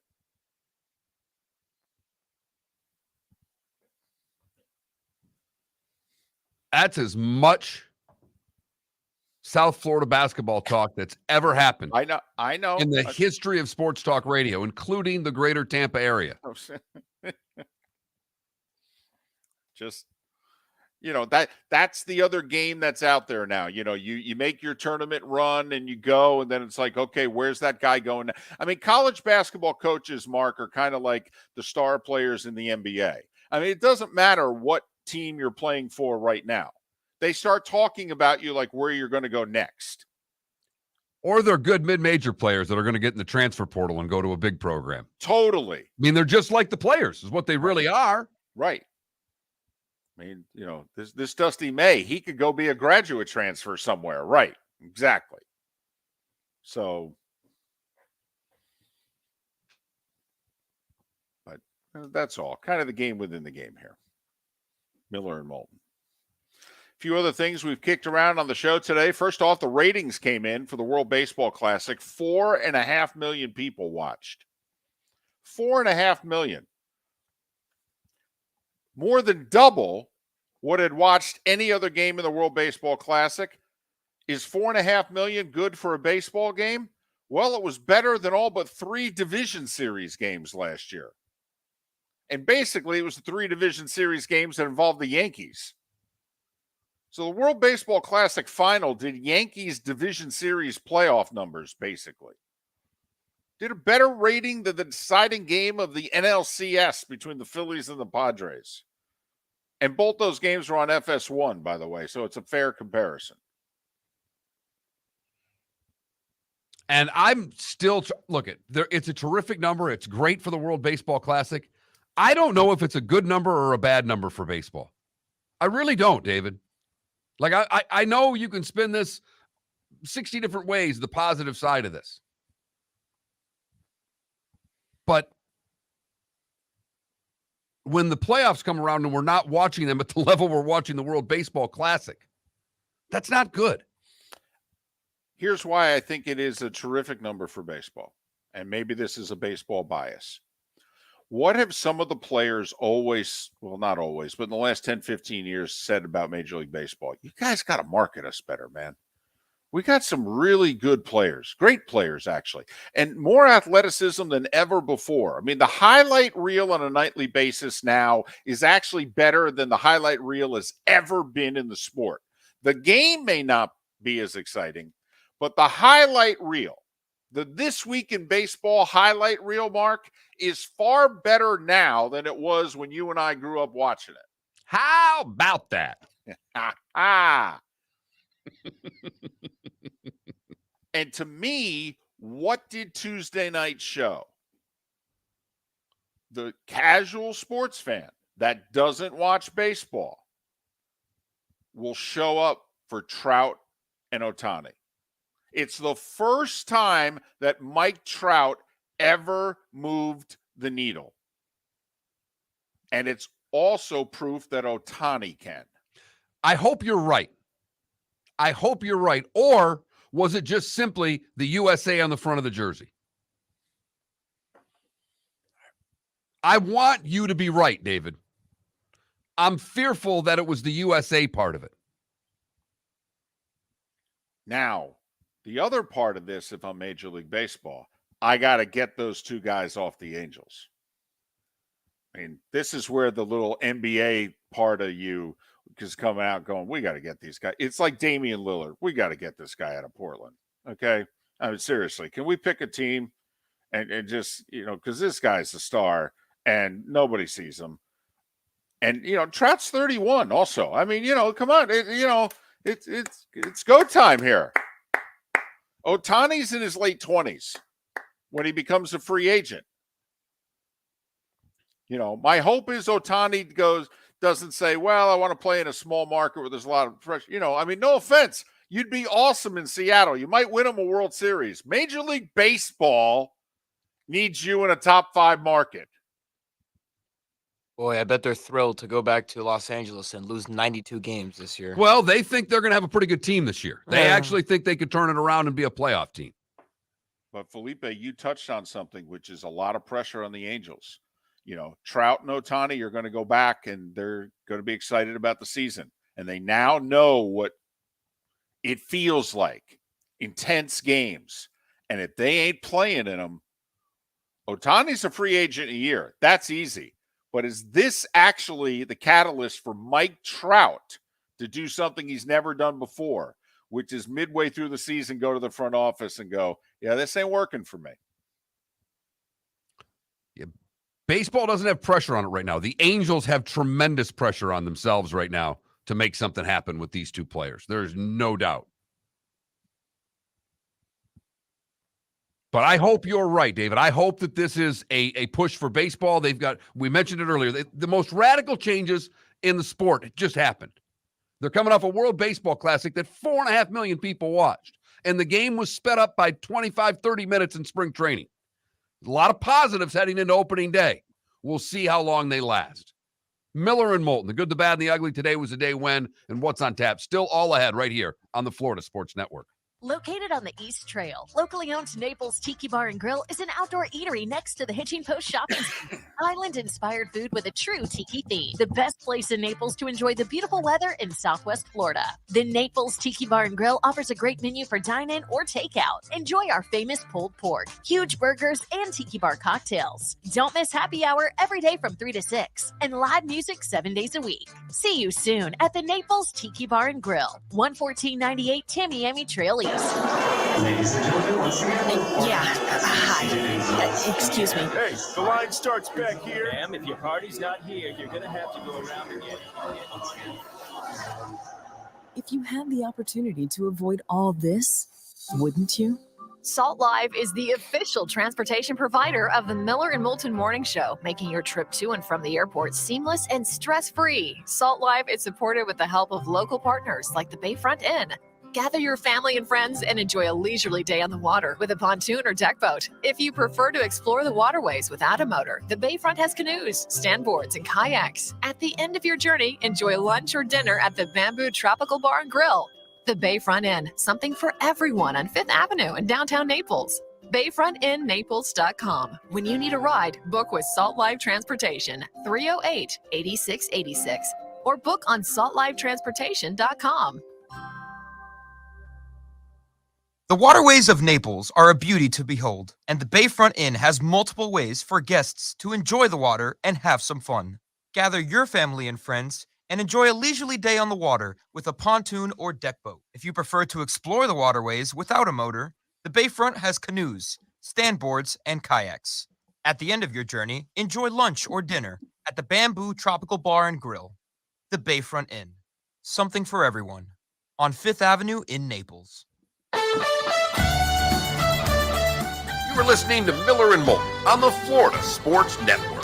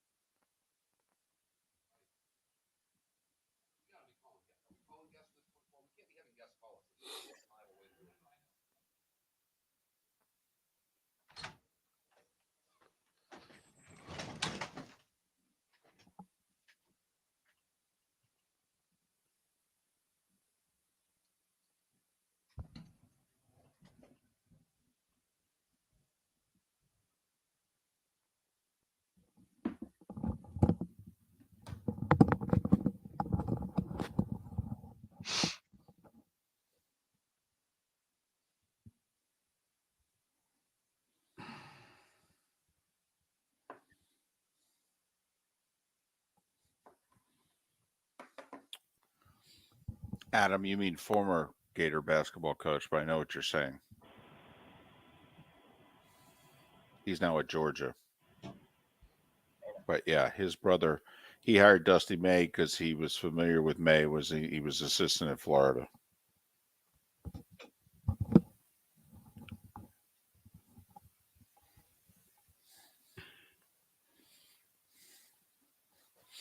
Yep.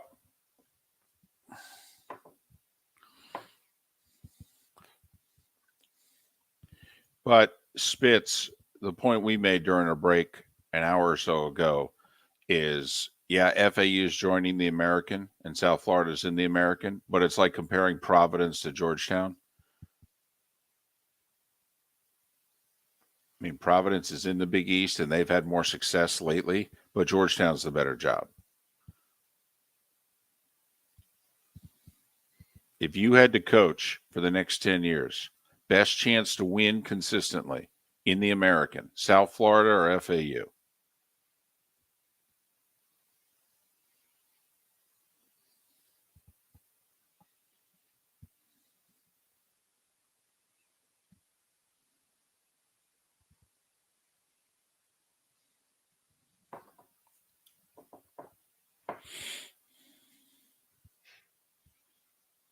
Why wasn't Freddie Freeman on the national team?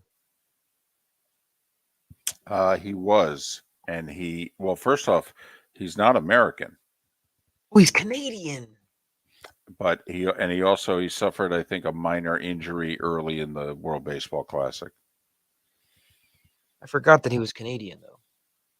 He is a good coach, all risk, but I'm not sure he's the recruiter. You got to be a recruiter at South Florida, man.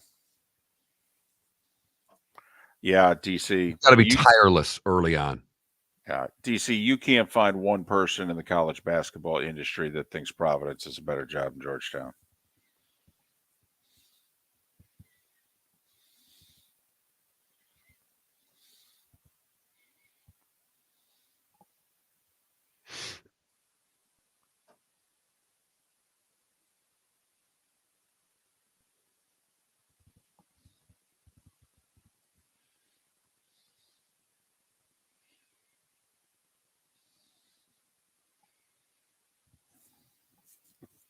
I mean, it's not the better program right now. Providence is clearly a much better program than Georgetown's been for the last 10 years, but the better job, Georgetown.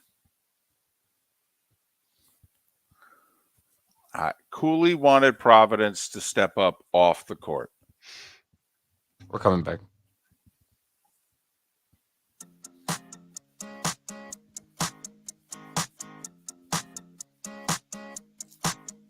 You're listening to Miller and Moulton, exclusively on the Florida Sports Network. 21 minutes past the hour. Miller and Moulton, Florida Sports Network, floridasportsnetwork.com. Pat Kerwin will be on the show tomorrow, and we'll preview Miami's Sweet 16 battle with Houston. I may be the kiss of death, Mark. I like FAU tonight. I like Miami tomorrow. And I love them both with the points. Getting 5 with FAU. I might get a hook before that's done. And you're getting 7 with the Canes. 7. Love it. Love it. And I think Doc Sadler last hour touched on something. I don't think Houston's backcourt's 100%. So I like the Canes. We talked about this a month Love ago. the 7. And if Houston can win and cover, you tip your hat to them, and they take my money, and then I'm fine with that. All right. Can I bring up another topic that you may yell at me about? I'm not in the mood to yell, so knock Okay. yourself out. All right. Save your energy. You got a coach tonight. Michigan State's playing tonight. Save your energy. Did you hear the news yesterday that your dad worked for GM for his whole life, right? Yes. 37 years, I believe. So GM announced yesterday they're going to stop producing the Camaro, which, we could get into a whole discussion. It's sad, the whole deal. But we do a sports show. And you and I pay attention to NASCAR. A couple drivers we like. Your son's a big Chase Elliott fan. You and I are both Chastain fans. We're paying attention. Well, right now, the Chevy that they're racing in NASCAR is a Camaro. Right. So first off, by 2025, I mean, they're going to have to change it to some other car. Right. And it makes you, what brand, to be honest. I mean, honestly, I have no idea if I'm GM, what brand. I mean, the Camaro made sense, obviously. Total. But, now, but to me, it's a bigger question. Chrysler/Pontiac got out of NASCAR a long time ago, a generation ago, basically. Toyota took its place. We're not buying cars as a country anymore. We're buying trucks. We're buying SUVs. If you're an auto manufacturer and we're not buying cars, are you going to keep investing tens of millions of dollars into NASCAR? David, the only question I would ask, and I don't know the answer to this. I know we're not buying cars, but is the NASCAR fan buying his truck based on which car is winning still? Because that used to be the deal. Right. Win on Sunday, buy on Monday. Right. And that's the question I don't know the answer to. Is that the difference between someone buying a Silverado and an F-150? I don't know. We did a live broadcast last August from Napa. I believe Chase Elliott helps Napa sell parts. I do. Absolutely, I do. Just like I thought Rusty Wallace helped Miller Lite sell beer and Ricky Rudd helped Tide sell detergent. I do. I think however much money those companies spend to put their decals and their logos on those cars, I think it works. I do. For goodness sake, your daughter is a Kyle Busch fan. Why? M&M's. She liked the M&M car. He's not in the M&M car anymore. They don't sponsor NASCAR racing. My daughter still likes that driver. Might be the only one on the planet, but that's another story. Right. But I don't know anymore if the car manufacturer is benefiting. We got people who work at car dealerships right now. Do you think that you're selling cars because the elite driver for Toyota, Ford, Chevy is who they are? Do you think they're selling cars? I think they're selling products. I think they're selling auto parts. I think they're selling beer. But do you think they're selling cars? Because, Mark, if I'm GM, I get NASCAR Camaro. That was perfect. It's still got the sporty, fast car. We're not making a lot of cars anymore. But this one, this fits perfectly with this series. I think someone in the Twitch chat room had it. They'll go to the Malibu would be my guess. Okay. I don't know. Will it sell? If you're running GM, if you're running Ford, if you're running Toyota, do you think, because this is tens of millions of dollars you're spending here. You might be spending $100 million a year. David, I don't think you can walk away as a manufacturer from that audience. By all accounts, NASCAR is the most loyal product audience in sport. You can't step away from that many people. You just can't do it.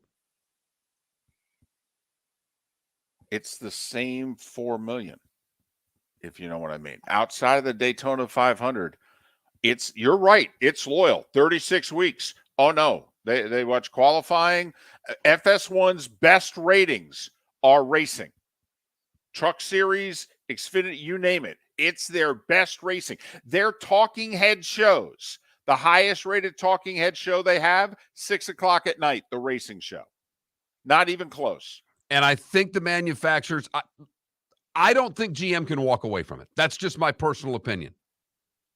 I think they're selling enough trucks to make it worth their while.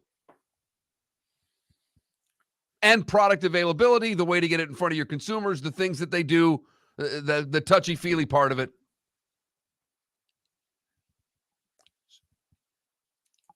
Bob Pockras said on this show a few months ago, hey, Americans aren't buying cars anymore. I don't know what NASCAR is going to look like in a few years. The NASCAR E-Series. Chevy Volt. Here it comes. Now, I got to admit, when I first watched a Truck Series race, it looked a little weird. Visually, my eye had to get used to it, so to speak. I got to admit, the racing's incredible. Those races are all decided by a bumper. They really are. I know it would be ridiculous if all of a sudden we're racing in SUVs. I'm just wondering, is that a crazy question to ask? Do you think the car manufacturers 2, 3, 5 years down the road are going to keep funneling the tens of millions of dollars? And I do. So you think it's like Titleist with golf? Yes. That's a great analogy, David. Because they own the market. And they're not giving it up to TaylorMade or anybody else. Okay. I hope you're right. 21,000's the text line. Love to hear you, the NASCAR fan, on this. And we've got a bunch of people saying, I bought cornflakes because of Terry Labonte. I bought Interstate batteries because of Bobby Labonte, the whole deal. But do you buy your automobiles? Because listen, I switched to Miller Lite because of Rusty Wallace 30 years ago. I did. Could never get into the whole genuine draft thing. Was so glad when he went for the genuine draft card of the Miller Lite card.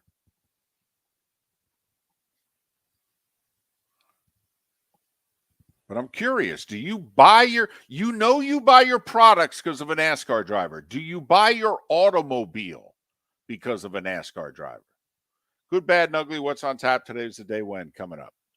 David Moulton for Napa, Napa Auto Parts, and Napa Filters. Insist on Napa filters for your vehicles, or if you're a do-it-yourselfer, only buy Napa filters. Napa has a filter for almost anything on earth that moves, whether it's motorcycles, foreign and domestic cars, vans, SUVs, earth-moving equipment. You get the idea. Napa Auto Parts, Napa filters. Insist on them for your vehicles, or if you're a do-it-yourselfer, only buy Napa filters. Miller and Moulton here for the Clutch Vodka Play of the Day.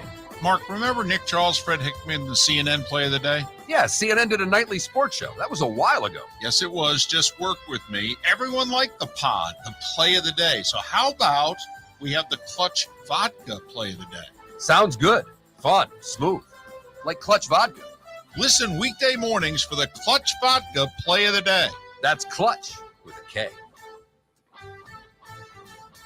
Located on the East Trail, locally owned Naples Tiki Bar and Grill is an outdoor eatery next to the Hitching Post Shopping Center. Island-inspired food with a true tiki theme. The best place in Naples to enjoy the beautiful weather in Southwest Florida. The Naples Tiki Bar and Grill offers a great menu for dine-in or takeout. Enjoy our famous pulled pork, huge burgers, and tiki bar cocktails. Don't miss happy hour every day from 3 to 6 and live music 7 days a week. See you soon at the Naples Tiki Bar and Grill, 11498 Tamiami Trail East. The waterways of Naples are a beauty to behold, and the Bayfront Inn has multiple ways for guests to enjoy the water and have some fun.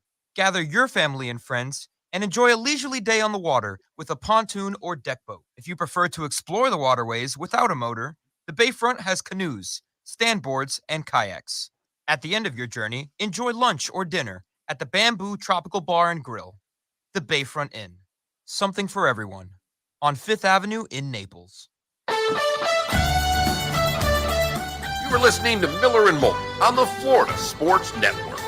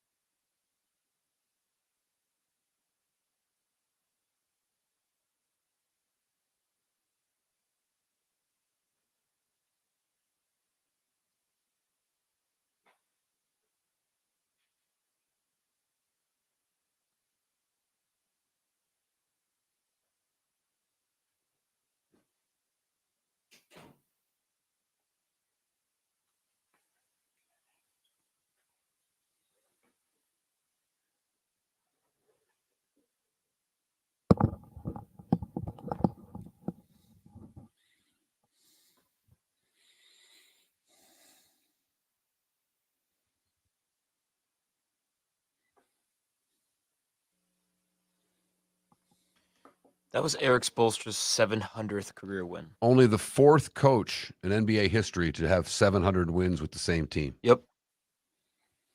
You saw Tim Reynolds' tweet. No, Oh. I read that this morning when I was reading about the game. Interesting. Yeah, Pop, Jerry Sloan, Red Auerbach, Yep. and Eric Spoelstra. Pop Auerbach, who's the third? Jerry Sloan with Ah. Utah.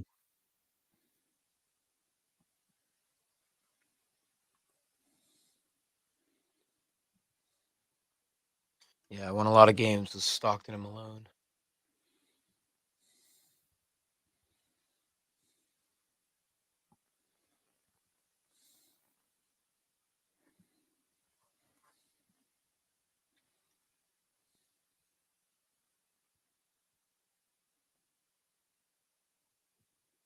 So not that anyone cares, but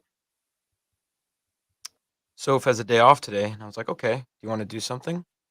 She's like, yeah, I want to go to a baseball game. Oh.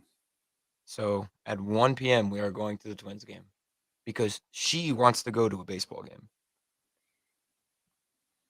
I don't know what's going on, but she's going to go with it. Mm-hmm.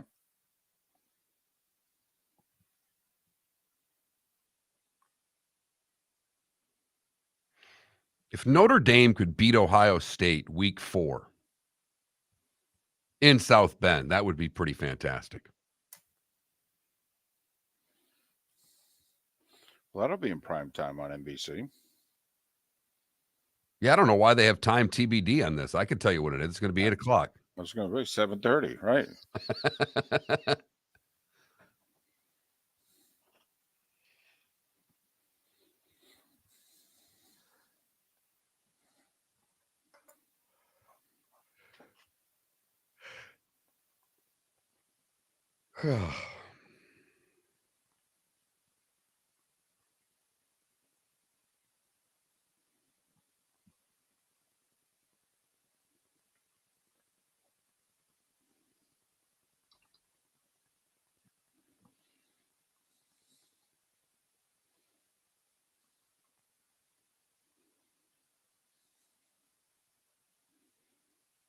I'm not going to make Gonzaga UCLA tonight. I mean, their tip's 9:45 and Tip's 10:15. Right. Exactly. 10:05. Right. That game won't end until after midnight. And my whole bracket depends on that game. But Here we go. 10 seconds.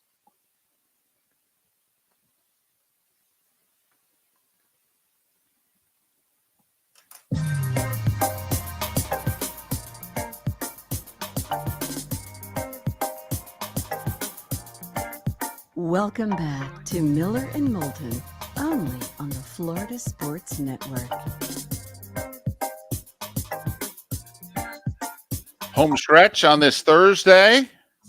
Thanks for being with us, Miller and Moulton, the Florida Sports Network. FloridaSportsNetwork.com. If you haven't already heard, we do this show on Twitch, where you can come right with us in the commercial breaks. We discovered in the last commercial break that our young producer is in a relationship of which he has no control over already.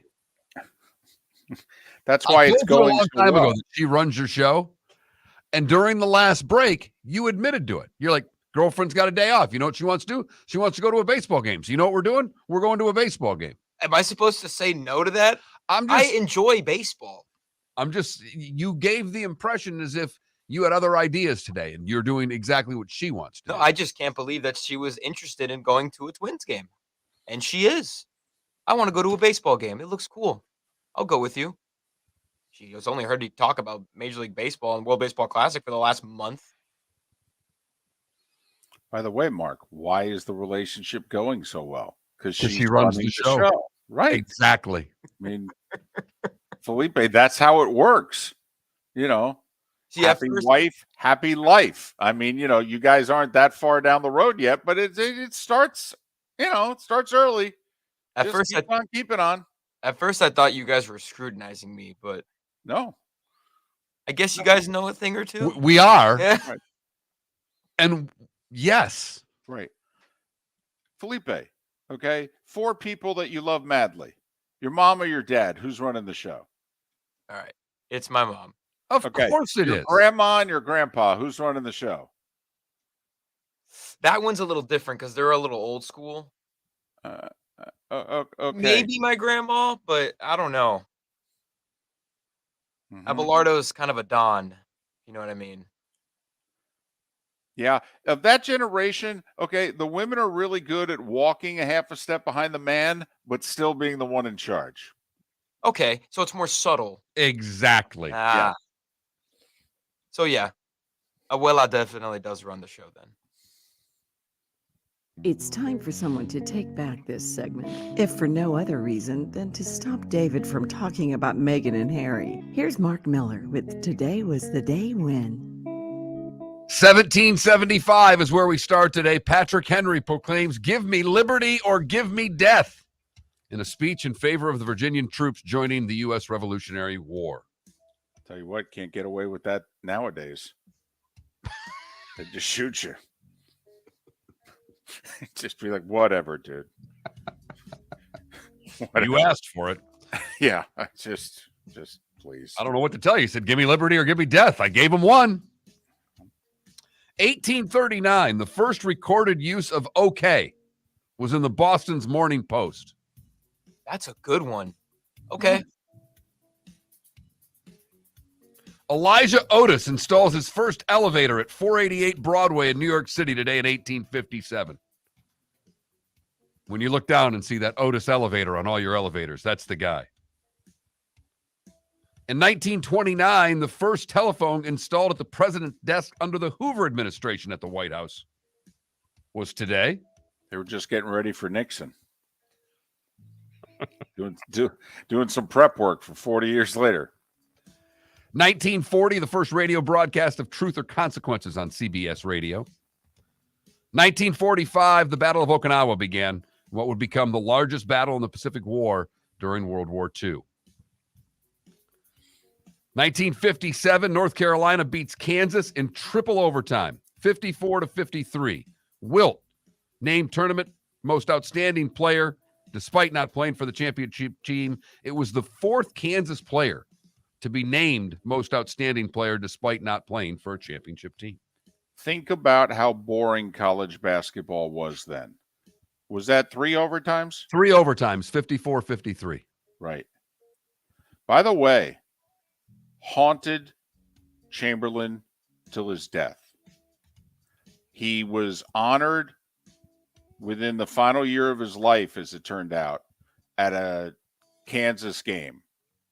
And he apologized publicly, broke down in tears and apologized for not winning the national championship. Haunted him till his death. 63, Loyola Chicago beat Cincinnati in overtime for their first title. 68, UCLA goes back-to-back, beating North Carolina by a bundle. By the way, going back to that Loyola Chicago, I mean, Sister Jean was in her early 40s then.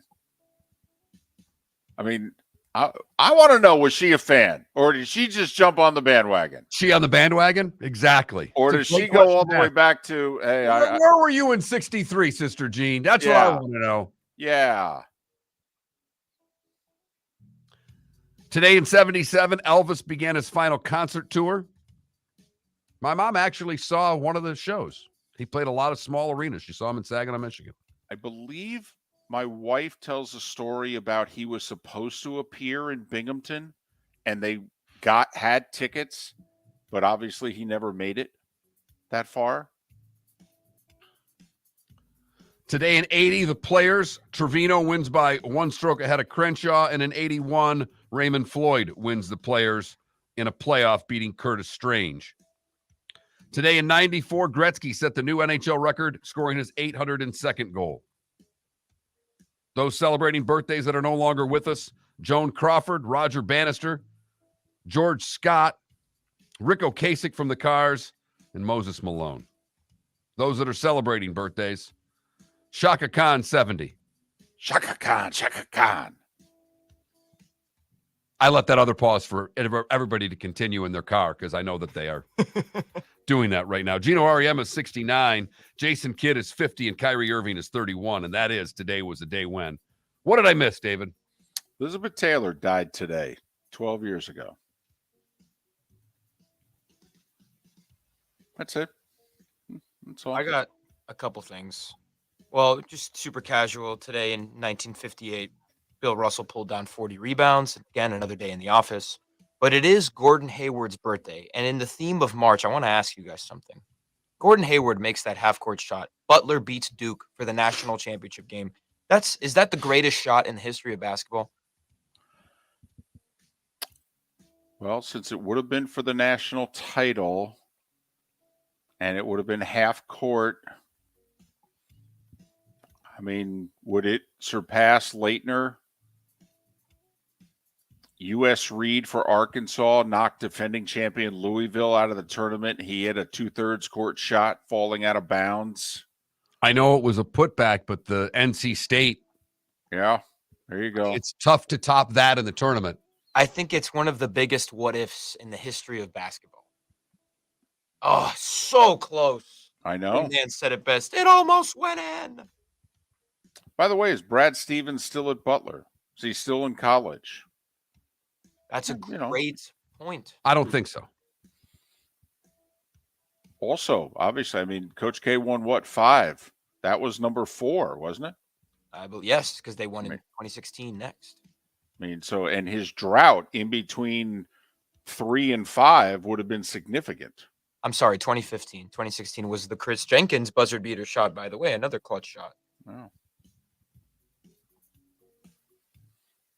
You've heard folks elsewhere mock Florida is gonna Florida. Well, Mark Miller sees it differently. He calls it the good, the bad, and the ugly. What you got, Mark? I love how Felipe goes with the Russell 40 rebounds. Do you know how many times I omit Wilt scored 57 on a night? I mean, I go through these and omit because they're just 40 rebounds. I mean, come on. We make Wilt get to 70 before we bring up Wilt, Right, because he did it like 6 times. We make him get to 70. And I feel like 40 rebounds is a threshold for Bill. It's not bad. It's a good night's work. For the good, we go to Pennsylvania, David. Bristol Township. And a story that you can relate to maybe as much as anyone. Karen Cagnetti had just delivered a pizza when she saw a collision and a motorcycle burst into flames. That's when the Little Rockies pizza delivery driver sprung into action, pulling the man from a burning bike and saving his life. No word on what the tip was. Those pizza delivery drivers, I'm telling you, got to stick up for them. For the bad, we go to Naples, where police are on the lookout for a minor who assaulted a deputy Wednesday night. It was at the Falls of Portofino Clubhouse in Naples. Collier County's deputies responded to a call regarding suspicious minors. After making contact when they arrived to investigate, one of the minors assaulted them and took off. Collier County Sheriff's Office has set up a perimeter and are looking for assistance in the search. Did you see the story out of Sarasota where the guy ran over the cop? I did not. Yeah, ran over the cop like in front of I don't know, hotel or restaurant, establishment, something. The other cops chased after him, and the guys eluded him so far for 2 days. They found the car, but they haven't found the person in it. For the ugly, we go to the Supreme Court. Wow. Where Supreme Court justices laughed a little bit on a trademark case. Jack Daniels is suing VIP Products for their Bad Spaniels Silly Squeaker. See, Jack Daniels, Bad Spaniels. Oh, come on. Really? Because it rhymes? The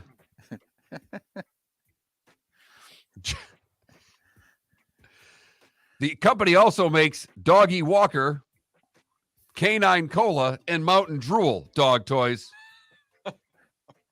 Asking the question, are all these companies taking themselves too seriously? We will keep you updated on this case. That is the good, the bad, and the ugly on today.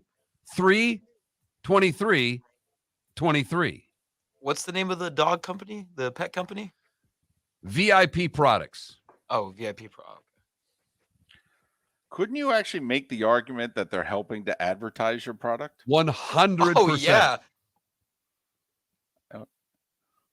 Listen, anytime you want to come up with a name that sounds close to what it is we sell, knock yourself out. I'll even help you make the t-shirts.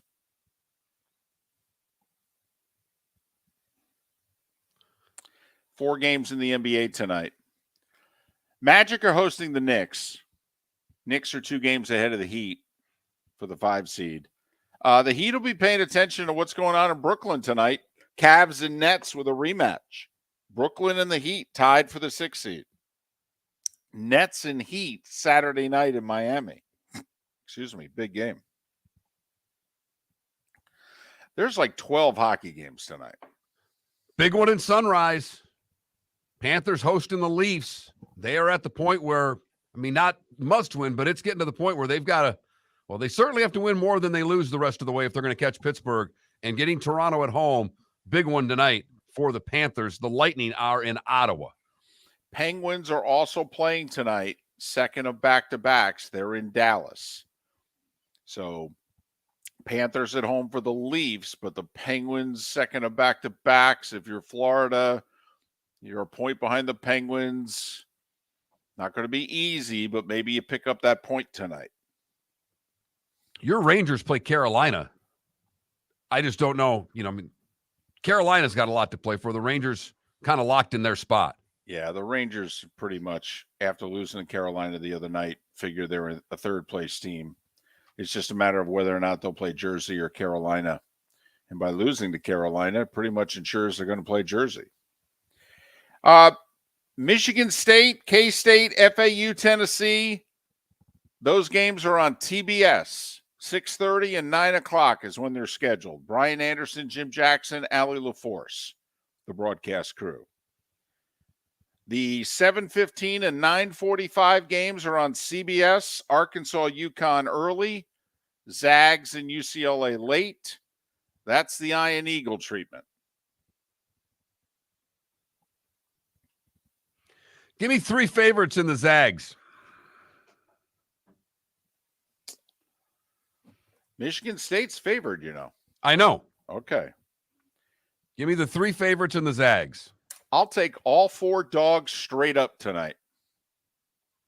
I'll go K-State, FAU, Arkansas, Gonzaga with the points, and I'll throw 20 on the money line on all 4 too. Might as well take that money line parlay just to see what it would pay. So, Canes in the Sweet 16 tomorrow, taking on Houston. We'll preview that along with Pat Kerwin to talk plenty of NFL. If you missed any of the show today, floridasportsnetwork.com or any of the usual places to download your podcast. We'll do it all over tomorrow morning at 6 a.m. We thank you so very much for listening to Miller and Moulton right here on the Florida Sports Network. Ladies and gentlemen, once again. Yeah.